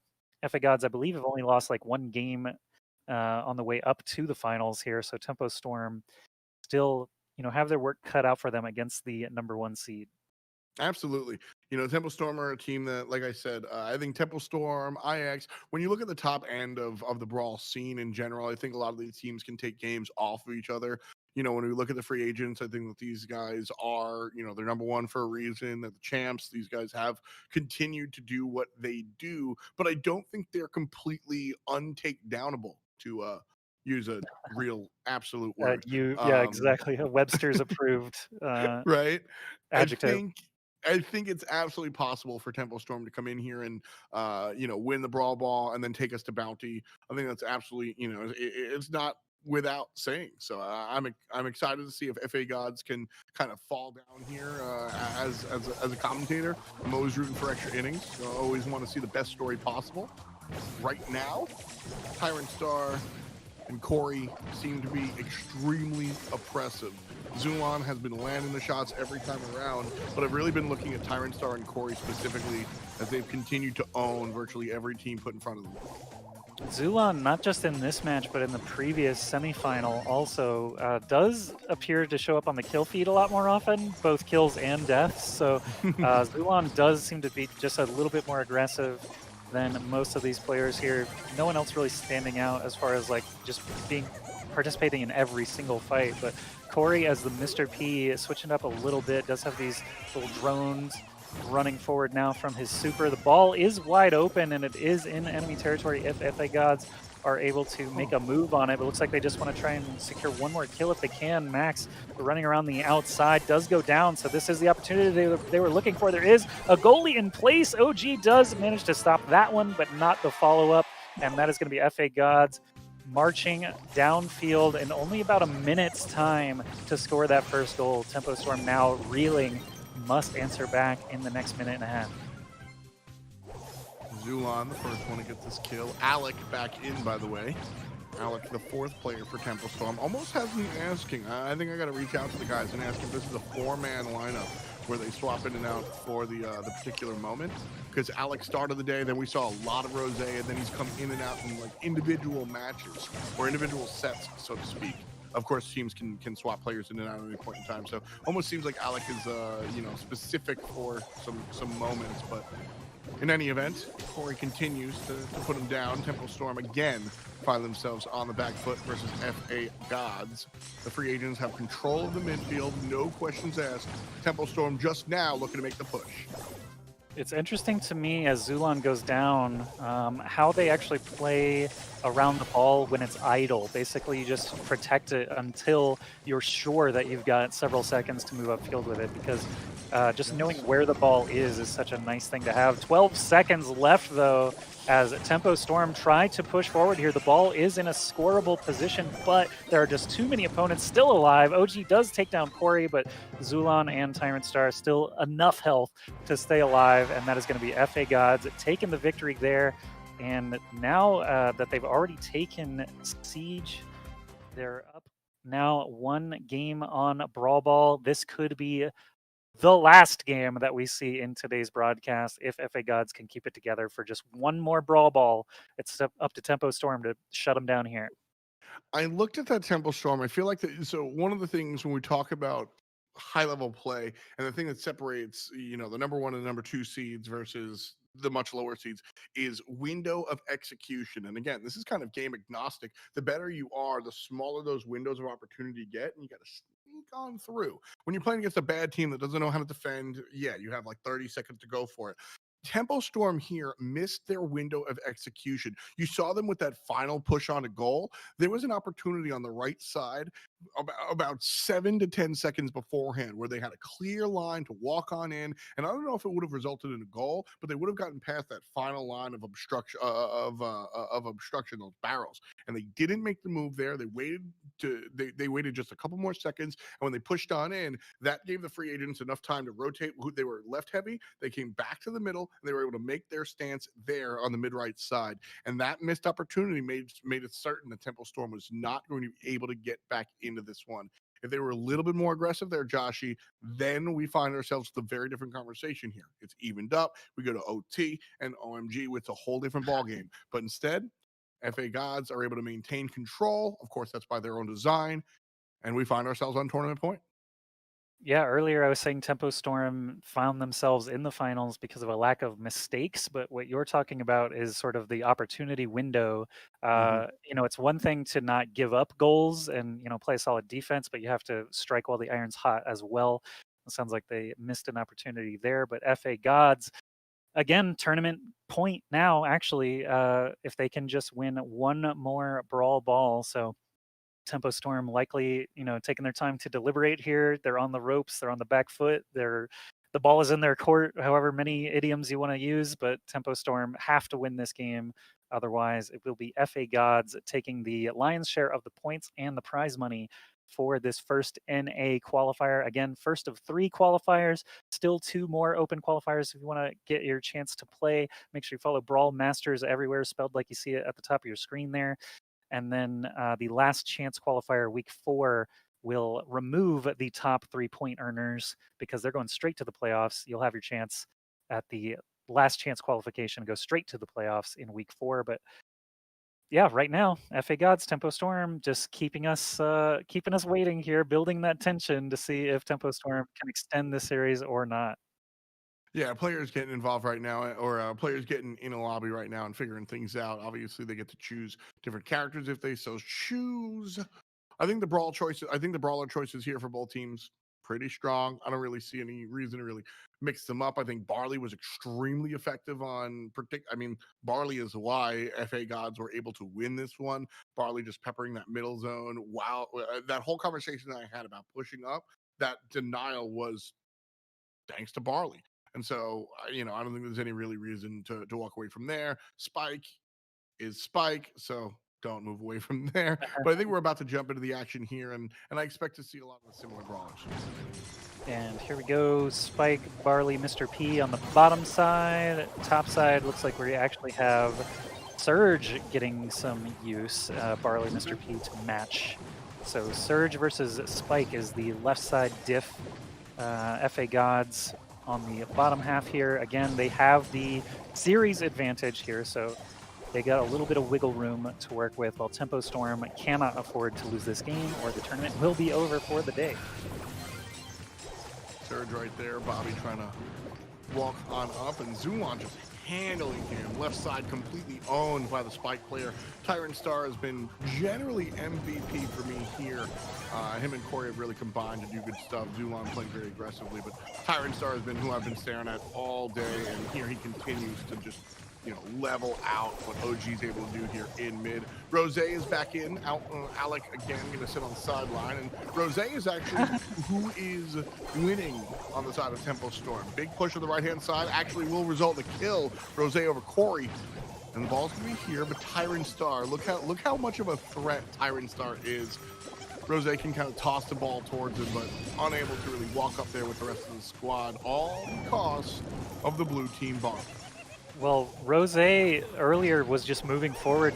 Neither Mr. P was hitting any of their shots. So Rose just decided, well, if neither of us is going to hit each other, I'm just going to gain some ground. And then the Barley from mid was able to help take down the enemy Mr. P. But at this point, the ball nice and center again. Mentioned a little bit earlier about the positioning of the ball when it's idle. You want it to be as center as possible. You want to know where it is so that when you do get a kill, you have multiple angles of attack that you can choose from. But at the moment, it's still very much in this stalemate sort of position. 37 seconds and ticking down now without either team really gaining much of an advantage. Again, Rose over on the right side, it's a Mr. P like melee battle because neither of them have been able to get the upper hand, but Zulon also on the left side pushing forward a little bit, does have the ball. Unfortunately, getting the ball close to the goal doesn't do anything for you. You have to actually get it in, otherwise this time is going to run out and we're just going to be back where we started. Zulon just won this game. This was all because of Zulon, baby. The BM spin style and walking on in here. Tyrant Star scores it, and the free agents are going to take this one. They take the game, they take the set, they take the match, they take the tournament. Hot damn. Look at that one. And again, Tyrant Star winds up with a star player here, Joshy, but that one was all Zulon for me. I will break it down if I get the opportunity to stand on my soapbox. Yeah, the individual effort there from Zulon, obviously all other things being equal, the moment you can get that tension string to snap and you can just walk the ball in with your whole team is obviously what they wanted. And with only 15 seconds or so left on the clock at all, just guaranteed the win there. That's why they're able to style on them right at the end, knowing that the ball, you know, wouldn't even respawn in time. So yeah, excellent work there from FA Gods. Congratulations to them at taking first place and that $250 prize for first place, as well as all the lion's share of the points for qualification for those playoffs. So you know, you're talking about Zulon right at the end. What did you see that allowed FA Gods to take the win there?